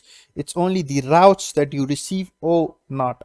If you want them to be accepted or received, if you want them to be allowed that you receive those subnets, then you need to, this has nothing to do with the packets. It's only to whether I shall be receiving these subnets or not.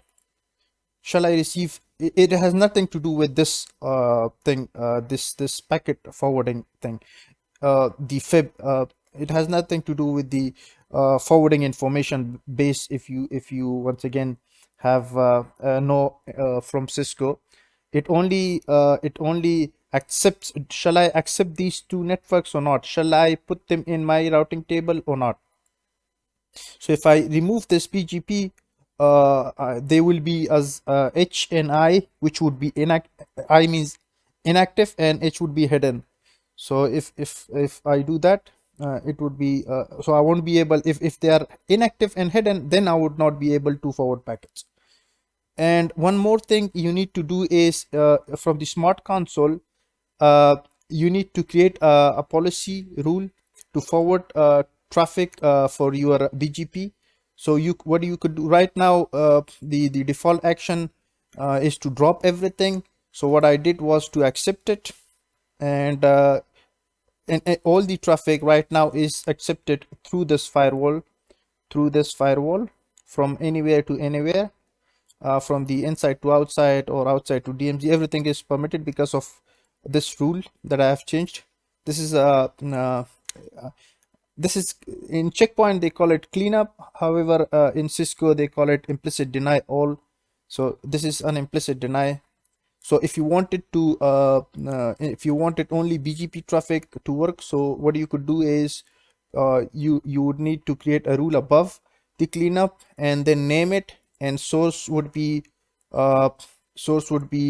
this address, destination this address, and source again this address, and destination this address, these two nodes. And then you would need to say the same, add those two devices once again here in the destination. And for the service and application, you need to add the TCP port 179, because BGP is a transport layer protocol which uses port TCP 179.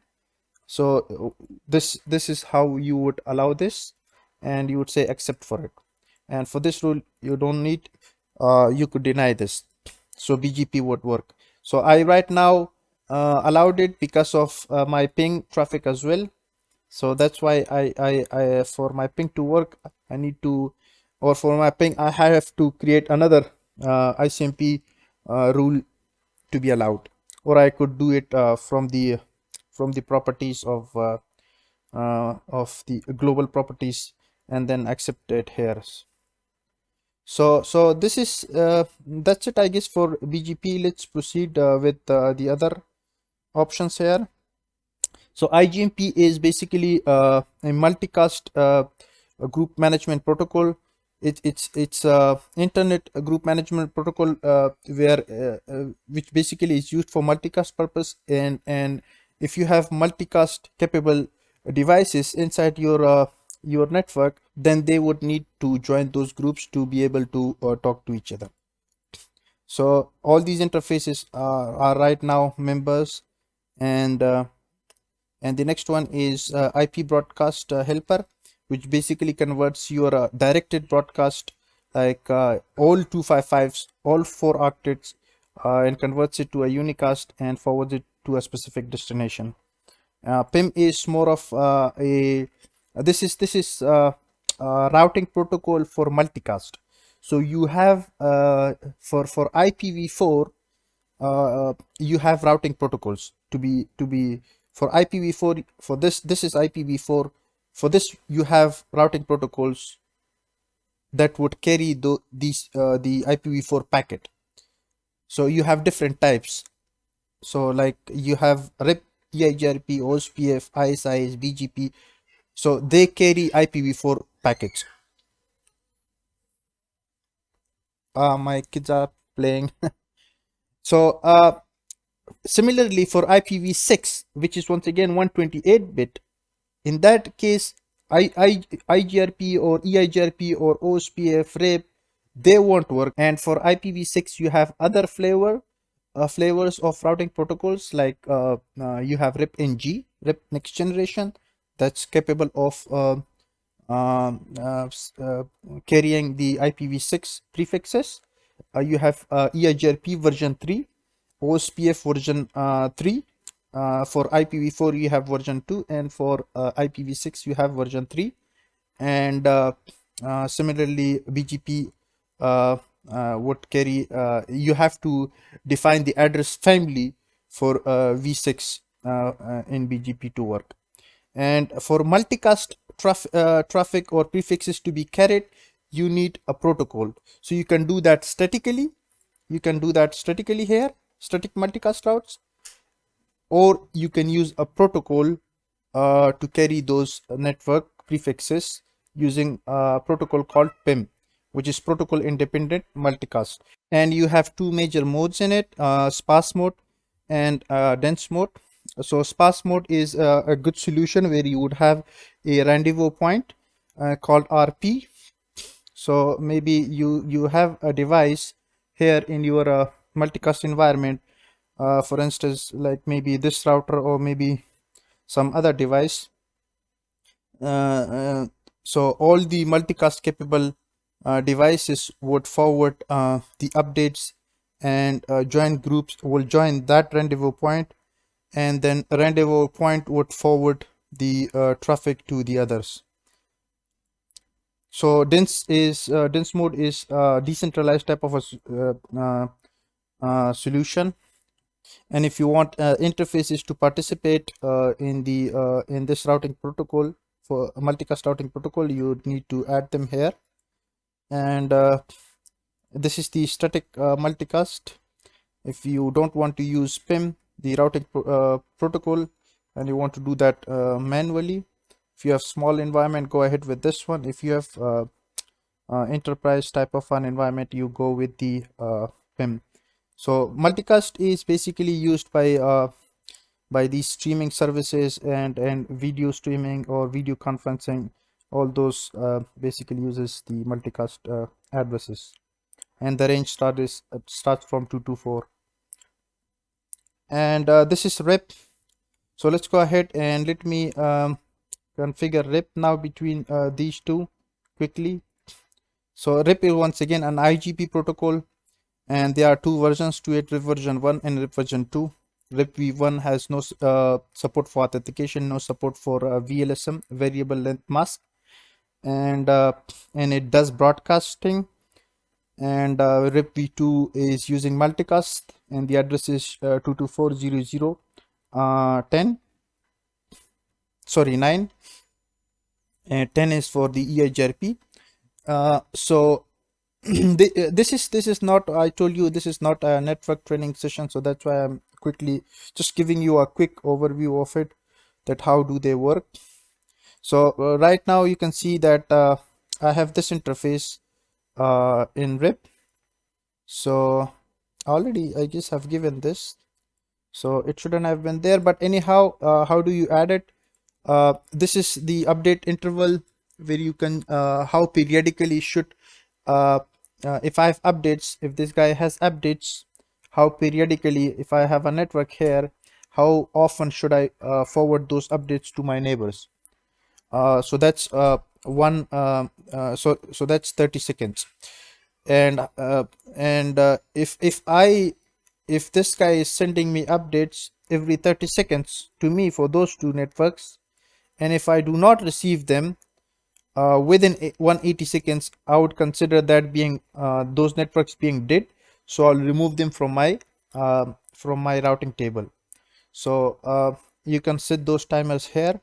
So the expiry or dead interval is 180 by default. You can modify and then apply the global changes here. So by default RIP auto summarizes if you have different length masks. So for instance, if you have masks of like 10.0.1.0 and you have with a prefix of 24, and you have 10.0.20/24. So what if you check this? So what rip does is that it auto summarizes to its classful boundary, and you can see it's a class A. um, Major subnet is class A, so it would consider it and put it in its routing table as of a /8, like this. So whatever subnetting or you have done, it will auto summarize it to its classful boundary. So let me go ahead and add an interface. On which interface do you want to enable RIP? So I'll say Ethernet 3. I guess it's Ethernet 3, this interface, which is connected to the HQ router. So this is 3. Which version, v1, v2, you want to use this on this interface? So I'll go ahead with a v2 and accept updates. And metric is for RIP is hop counts. So the maximum hop count in RIP is 16. Hop count is basically handoff point, where if you have routers like this is a router, and I have routers here. So this if to reach this network X, so I have to cross 1 hop, 2 hop, 3 hops to reach that network X. So that is basically the hop count, and the maximum it can go is up to 16. Beyond 16, that network would be unreachable. So it accepts updates, sends update, and it does multicast. So RIP version 1 does broadcast, so you don't have the option of changing it. And RIP version 2 does multicast and broadcast. So the default is multicast here. And if you want to set authentication, clear text, you can set here. If you want to set MD5, which uses message digest 5, which uses 128-bit encryption, you can set the key here. So I don't want to set that authentication right now, but if you want it, you could do it. So I'll say save, and I'll go ahead and configure RIP on the HQ router here, on the Cisco router. So what I will do is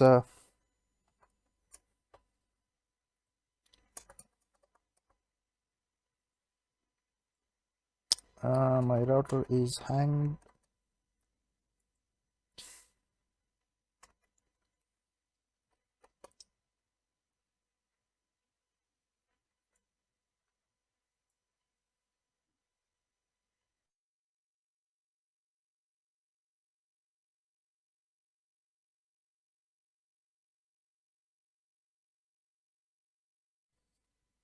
Enable. So what I would do is I would completely remove BGP here, router BGP.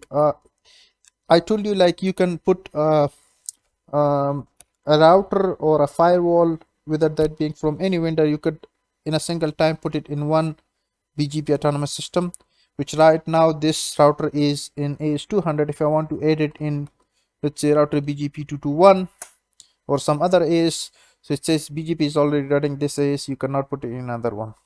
So what I would do is I would remove BGP 200, and I will say router RIP, no auto summary, because by default it does auto summarization. So network I have is 172.16.0.0, and the other one is 1, and the other one is 2. So these two are my loopback interfaces, and this is my physical interface, which is connected to the CPHQ. So if I go to my CPHQ, the checkpoint gateway, if I log in, and if I say show route all, so now you can see that I have learned these two networks via RIP and via this IP address, and from this via this interface and the edge, etc. So if you wanted to reach it, you should be able to reach it. And similarly, the two network, you are able to reach that as well. Now let's go ahead and go to Ospf quickly. So Ospf is a link state routing protocol. So this one is a distance vector and this one is link state. You have different subcategories inside the dynamic routing protocols. So we have two major ones, which is distance vector and link state, and ISIS and Ospf is a link state routing protocols. So let's go ahead and configure Ospf. So this is once again the global configuration, global settings for the router ID and shortest path first, delays, etc. You can modify those, the delay or the hold down timer here. You can modify them here. So I will not touch them, I will leave them as they are, and I can add interfaces here. So let's say I will say I want to put this interface in the backbone area. So you have one area that's the backbone, all and other normal areas, and you have other area types as well, like stub area and not so stubby area as well. So all the other areas should be directly connected to the backbone area. So this is the hello interval where you can link state routing protocols are a bit different compared to distance vector. What link state does is link state basically periodically forwards hello messages to their neighbors for their more of like keep alive, for their availability, to check if they are available, they are up. If you have distance vector protocol, any one of them, so it just sends update via UDP. There is no acknowledgement or etc. But Ospf, what they does is that before sending updates, they check their availability. So it's more of like uh, small keep alive messages, more of like ICMP packets that are used to send if my neighbor is available. And if I do not receive something within this hello interval, I will send it retransmit the interval within this let's say maybe after 5 seconds. If I do not receive anything in 10 seconds, I will send another hello within 5 seconds. And if I do not receive it within this period, then I will consider that neighbor being down and I will not set any update to that neighbor. And this is the cost value. Cost is more of a metric in Ospf, where this is taken from bandwidth, and the lower the number, the more preferred the path. If you have like two different paths, if you have a router here, a router here, and a router here, and a router here, and if you have connections like this, so, and a network here, so for this guy to reach this network for in link state, what they does is checks the bandwidth of this interface. If you have 128k bandwidth here and 256 here, and if you have 1 gig here, 1 gig here, so this path would be preferred in the link state routing protocol would prefer this path. However, in distance vector routing protocols, specifically being RIP, if you have, for instance, if you have 3 routers now here and they are using gig links, maybe let's say 10 gig, 1 gig, 100 gig links, and here you using 256k kbps links, so a RIP would consider this being a shortest path, which is not a good one, not an optimal path, because it's 128k. However, RIP just only considers hops, so that's why RIP does not care of the bandwidth. But Ospf does not work like that. So Ospf, cost is basically the value that you can set for the preference of a route. Now passive interface, once again, if you have interfaces, for instance, you have networks here that is connected to my hosts here. So I do not have any other network device here. So I will put this interface in passive mode because I do not want any update to be sent out of this interface. So I do not want that.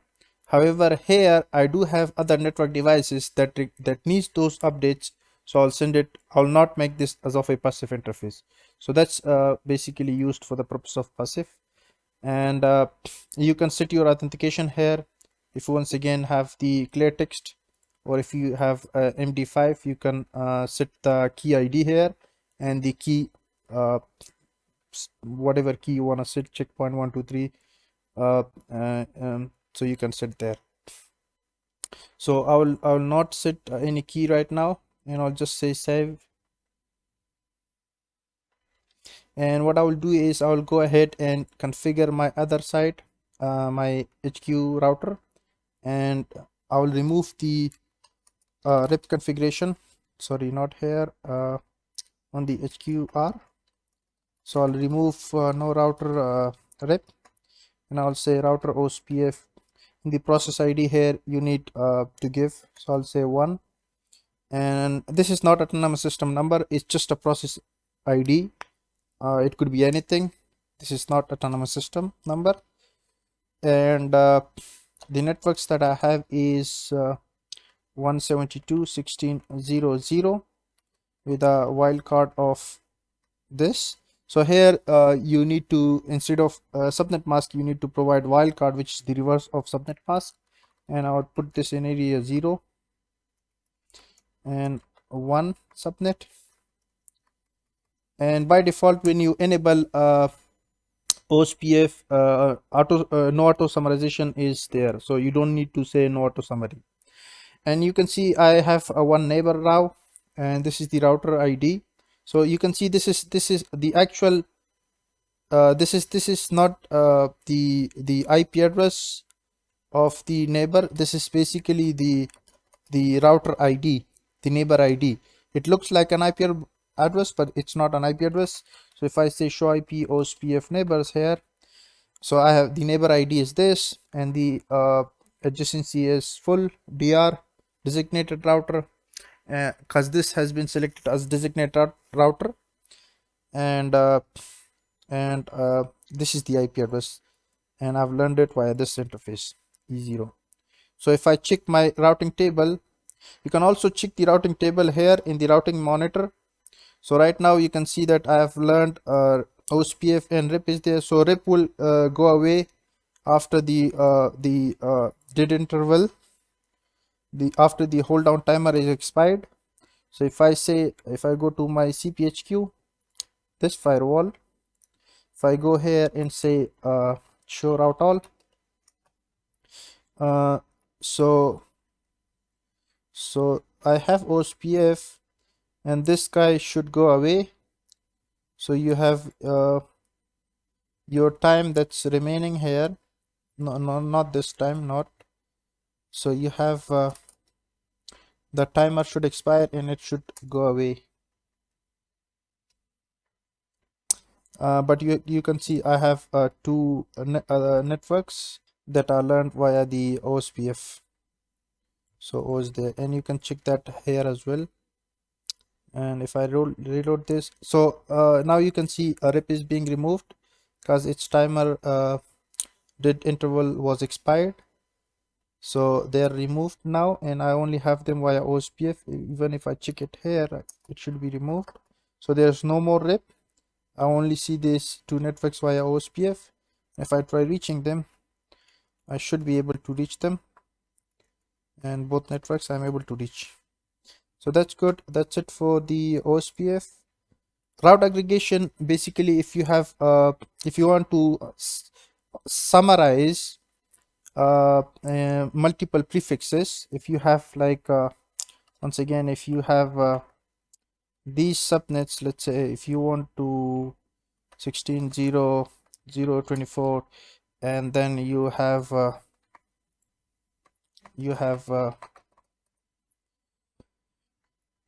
1, 2, maybe 3, 4, etc., all the way to, let's say, maybe up to, let's say, 255 or whatever. So you can summarize them by saying that do not send those 255 routes, however instead aggregate them to this 16 and forward only this. So do not send 255 routes to my neighbors. Maybe let's say you have this neighbor, maybe you have this neighbor, maybe other ones, or similarly this guy would do the same. You can do route aggregation here as well on the other vendor devices. So this is how you do it. You specify the subnet, the major subnet, and the contributing ones here. So you want to send it for which routing protocol, and what is the subnet in each one you define here, and the major one here. And the next one is inbound filters that I told you which routes you want to accept and should be installed in your routing protocol. Routing table. And if let's say if I remove this one, so I'm unable to remove this because I have routes in right now in my routing table. Can remove the other ones. I should be able to remove this. Anyhow, I told you about this one. This is router distribution. Router distribution, what happens is if you have different routing protocols, and because by default different two routing protocols, if you have, let's say, Ospf configured on this interface and RIP configured on this interface, they would not be able to communicate to each other because this guy is talking let's say maybe Spanish and this guy is talking Russian language, so they would not be able to exchange network prefixes.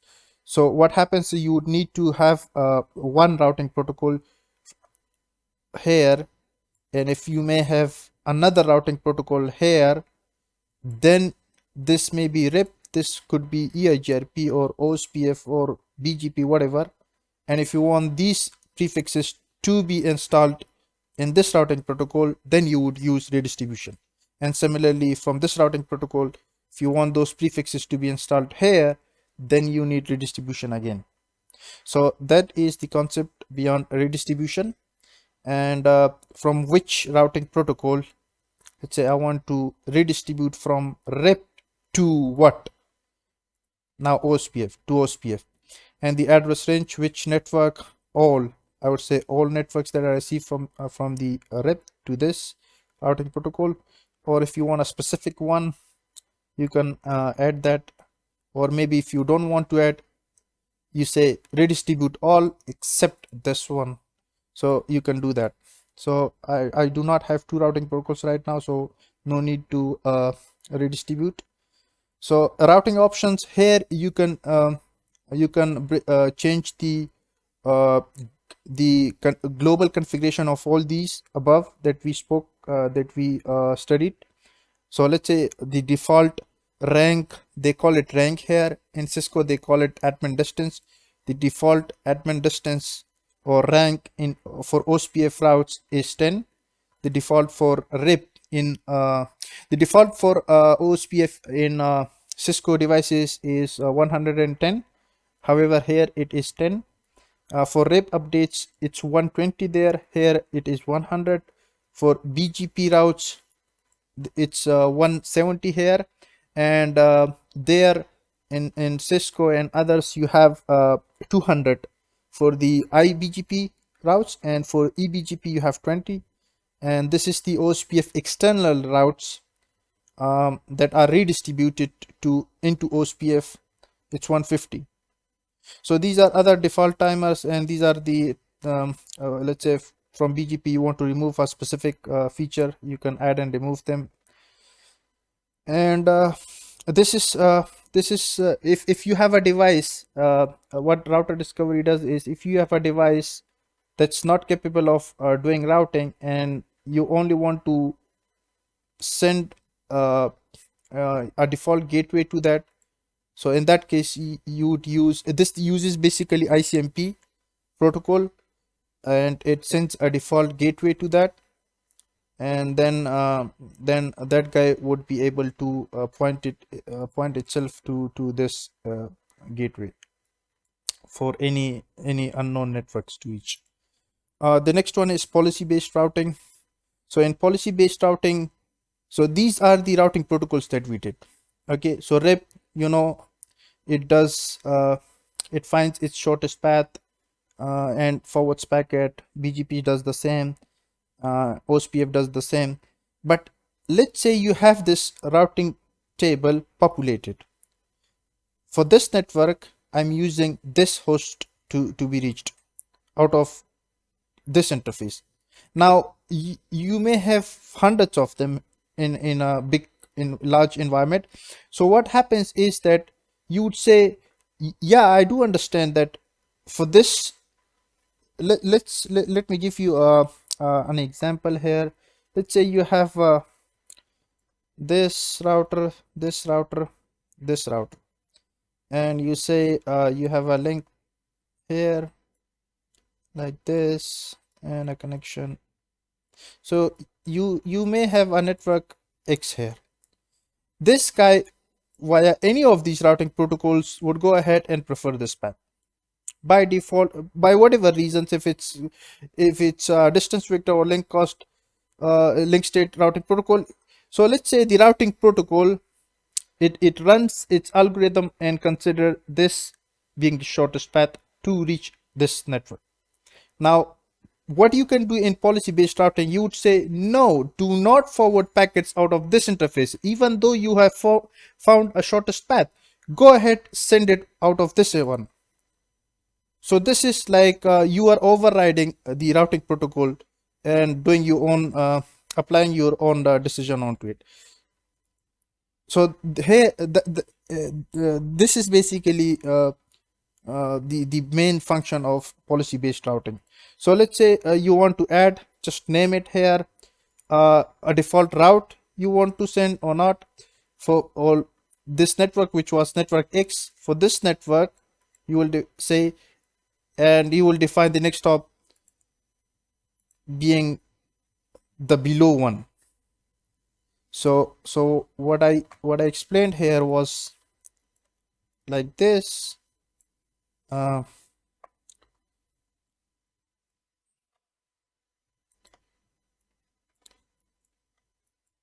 So you have network X, you define it here, mask, and the next hop being normal, and then you define this to be the next hop for it to reach that that network X, and you just give a name here.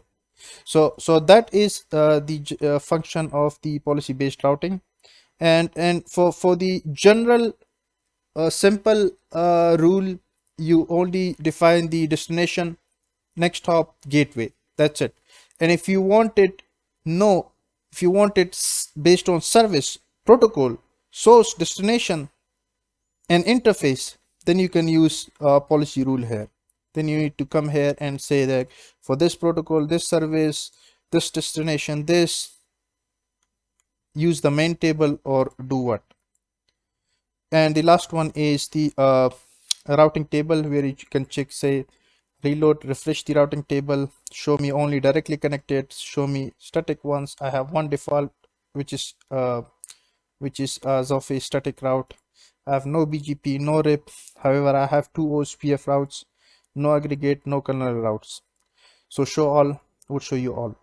So this is the routing table. Now user management, here you can change your password, your old password, the one that the user that you are logged in, which is the admin user, and you may provide a new one. You can create new users here. Right now I have 2 user, admin user and monitor user, which has 2 roles, admin role and monitor role.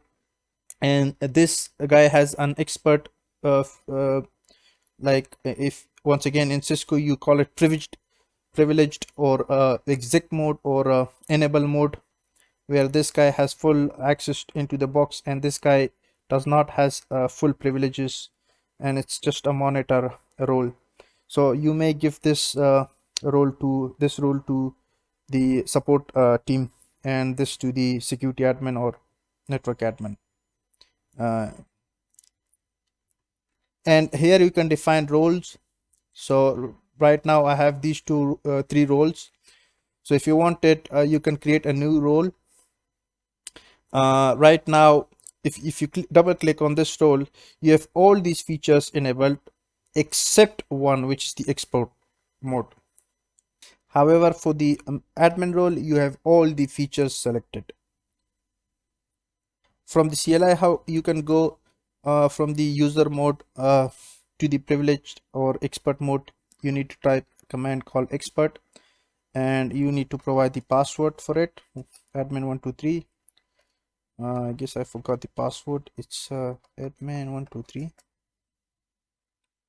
Oops. So if you want to set the password for it, you can set the password. So expert, I need to get the lock, and let me set the password here, admin123. I guess current password, I forgot the password. Let me try admin. I don't know, I guess I forgot the password what I set here, but that's how you, once you set the password, let me go to my my policy management server and go to the expert mode there. admin123, what's happening? So expert lock, and okay, so password is not set, sorry. So expert mode password, so it's admin123, admin123. So if I want to go to the expert mode, admin123, so now I'm at the heart of this box. I can do any config I want. So so in the simple user mode, you can only do basic stuff. However, here in the expert mode, you can do any config that you want. So if you wanted to create a new role, you can come and create let's say maybe A, and then you come and check you want read only or write. Maybe I want write for this, I want write for this. You can create roles here, and then what you do is sorry, I need to get this lock. A need to save something at least. Okay, so my role is created. I go and create a user. So username A, password 1234, 1234, and I would assign this role for it, and I want him to access the CLI and web. If you want it only CLI or web, you can do select check and uncheck them for me. So I'll say okay. I hope this I guess there's password complexity. Let's go and give it I guess the minimum length is 7 there. So admin123. So you have a new user. Let's go and log in. I guess let's log in A, and admin123. So now you can see that I checked, I don't know what did I check, but anyhow this is what you get when you create a new user and assign a role for it. Right now I guess check the VRRP feature there, and it's only read only, I guess. No, I did check the read, right? So let me go back to the admin user, admin123, and so password policy here, you can define the password policy. The minimum length should be 6, yeah, and password complexity require 2 characters or 3 characters, you know, the all the stuff. This is the history. If I use a key password, I should not be able to use it again.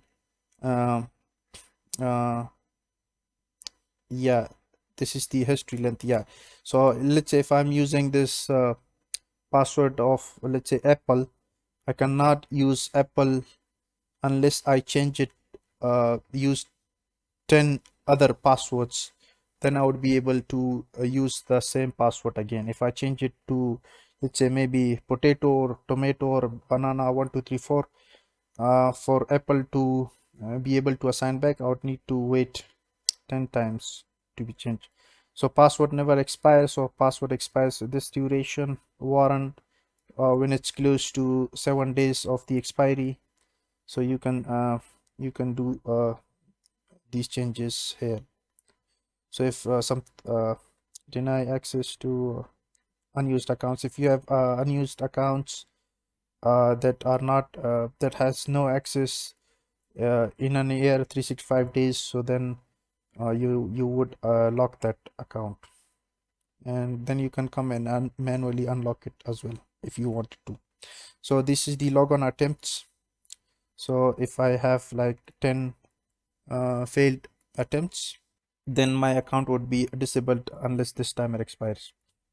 So I will discard these changes. I don't know what did I check. I'll discard them.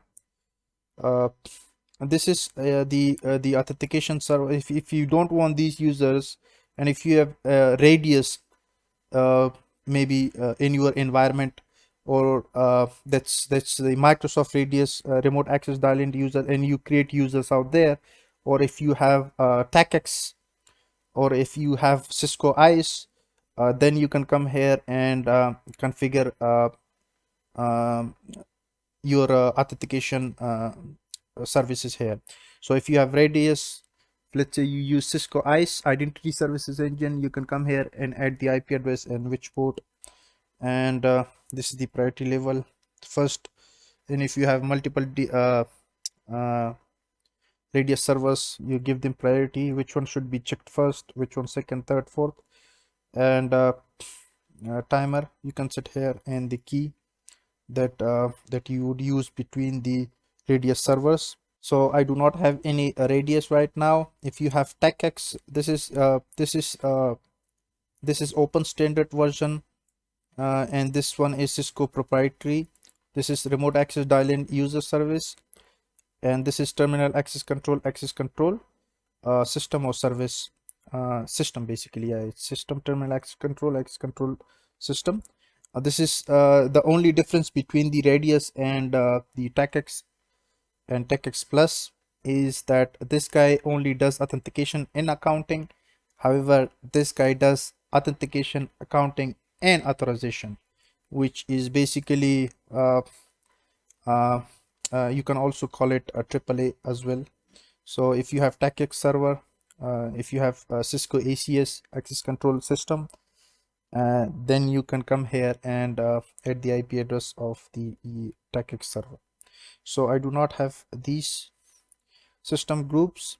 This is basically used for system permission, system file related permissions. Cause Gaia OS is on the Linux platform. So so once again, all the file permission that you want a specific user to be added into a group, you can come here, and let's say I created an A user, and you want it to put it into a group, and then provide an ID for that group, or you right now have these default available users, and then you can put them here, and then they would be able to assign permission to the system related files. Next is high availability. In high availability, if let's say what happens is, if you're this box, you have only one box right now, one gateway. What if this goes down? You don't have a backup. So what happens is you can have two boxes, and then you configure VRRP, virtual routing and redundancy protocol, which is an open standard. In Cisco, you also do have other ones like HSRP there as well, and you also have GLBP, gateway load balancing protocol, and hot standby routing protocol you have, which is Cisco proprietary. However, a VRRP is open standard. So if you have two gateways that is like this, so what you would do is that you would configure VRRP for the purpose of availability and redundancy. So if one of them goes down, the other one would take over. So the config is quite simple. So here you have two types of config that you can do, a simple way of it and an advanced way. So in simple, this is basically the global settings that you can modify the timer, etc. And you can add your backup devices here. So you can click on add. This is the ID that you want to set. You may have different VRRP. This ID is basically used. Let me go here. Let's say you may have a box here and another box, let's say here. So, and a connection like this, and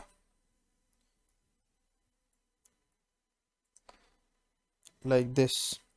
So you may create two IDs or groups, and the intention would be that this guy should be in one group with this and in another group with this.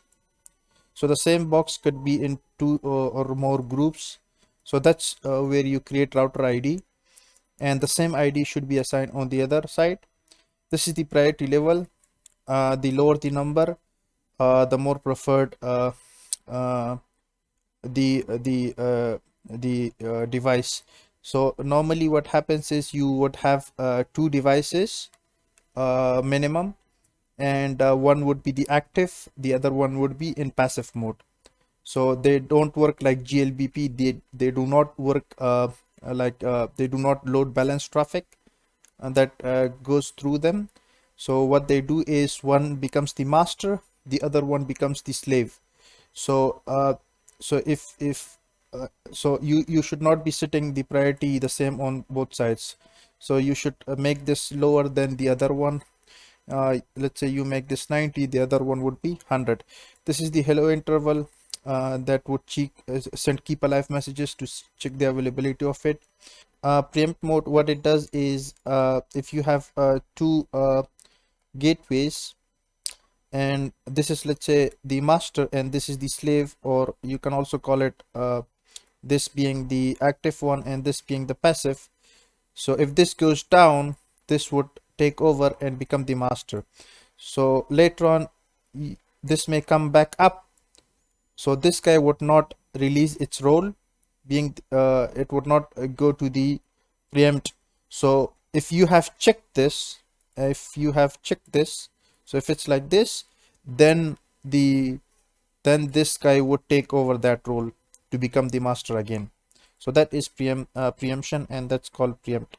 You can also set authentication between them. So you can set password so that they can exchange they can authenticate first and then they send VRRP messages to each other. And here is the IP address that you want to set for the backup device. So let's say I may use another one here. So this is another gateway. The IP address of this is 222 and that one would be 223. So you would assign that IP address here for this subnet, basically for this subnet and this subnet. So if you wanted another group to be able to talk here as well, so you may create a different group ID, and then from this subnet you will give the IP address of this interface. So you would need a different router ID and different group to be created. So here you can assign the IP address, and the virtual MAC address should be taken from what? Because when you create two, when you have two gateways, so what happens is that you have a physical IP address. You have an IP address that's assigned to your physical interface here and here. So what they would do is they would create one logical interface, and then that logical interface would have a MAC address, and that MAC address would be basically used. So you want that MAC address to be taken from where? From the VRRP, or from the interface, or if you want to assign a static MAC address for that virtual interface, and then you assign that interface IP address to all as of your default gateway on all the endpoint devices or the hosts inside inside your network. So I right now do not have a secondary device right now, second gateway. You can do the same config on the advanced here as well. You can come here and however you have a little more tuning that you can do here. You can specify the interface. This is the interface. It shows you the IP address and what is the these are we spoke of this priority, preemption, and this all hello interval authentication if you want to set, and the backup address, the other passive device or the slave device IP address. And you have monitored interfaces, like let's say you may have you may be using uh, you may be using a separate dedicated link in between them that would use that would be used for the purpose of availability, to check the availability and send keep alive messages on this link, and this would only be used for the purpose of traffic. So you can if you have that interface, then you can come here and say that this interface is for the monitored one. So I do not have right now. So this is VRRP, and it's open standard. And the next one is maintenance. Here you can assign your licenses if you have, if you wanted to activate a license, or if you want to do offline installation, then you need to provide the details of it. Here you can take the clone of your entire image for the purpose of backup. You can create a new system image, just name it. It would require around 5.85 gig in my situation, and on this gateway. Right now the available space is this. It would take like a half an hour if I do the if I take the snapshot of this gateway. And the next one is backup. This is basically taking the backup of your gateway. So you can back it up here on this machine, on this appliance, or if you have a management server here. Right now in my case, in my situation, I have 3 gateways and a separate policy management server. So if I had you can also make this being a policy management server and as well as a gateway, which the firewall, you can call it firewall as well. So you can do that. But or if you have if you're using SCP, which is SSH over FTP, then you can come here and provide the credentials. If you have FTP server, then you can come and take the backup there. If you have trivial file transfer protocol, you can come and set your TFTP IP address. So let me take a quick backup here. I guess I have TFTP installed, Solarwinds and 3C daemon. I have both of them. So in this host PC, so the IP is 11.2.2.6. And before clicking on backup, let me start the TFTP server. Yes. So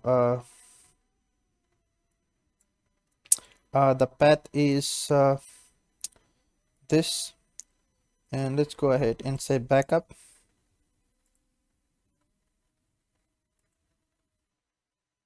So it's taking a little time. Let's move on to the next one, which is a download smart console. So until now, so from here you can download the smart console.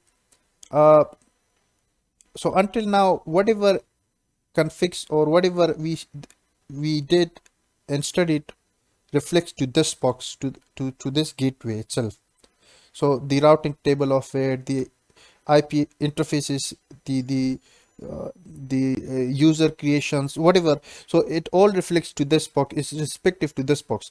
Now if you want to implement access control or access policies, or maybe the threat prevention mechanisms, or activate other blades, or then for these networks, or for your DMZ, or for the external, then you need to have access to your policy management server.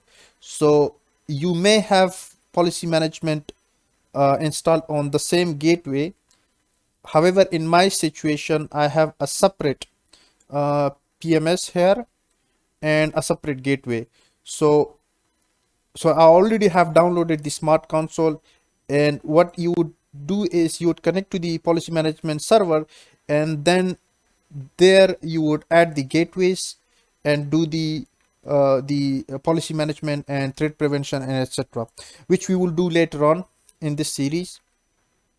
So I'll touch all these stuff later on. So the next one is you can shut the system down here or reboot it. Halt is shut down, reboot reboots it, and here you can upgrade and update and install hotfixes or updates if you have. Let me check if I have updates. I don't know if this guy is able to reach the public network after the power outage. So anyhow, you should be able, once you have new packages or updates, they will be shown here, and you will be able to install them. So let's just give it a little time and see if it finds out any new updates. So this is the policy. How often should it look for the updates, and if it finds anything, shall it notify you via email? So I do not have this email which we this here. You should assign your email address and mail server, then you can come here and you will set your email address, then it would notify you if there is an update. And this is not started, not finished yet. So it's a huge file, and TFTP is a very slow protocol, performing still backup and checking new packages. So I guess that's it for this training session, and I will see you in the next one. Thank you.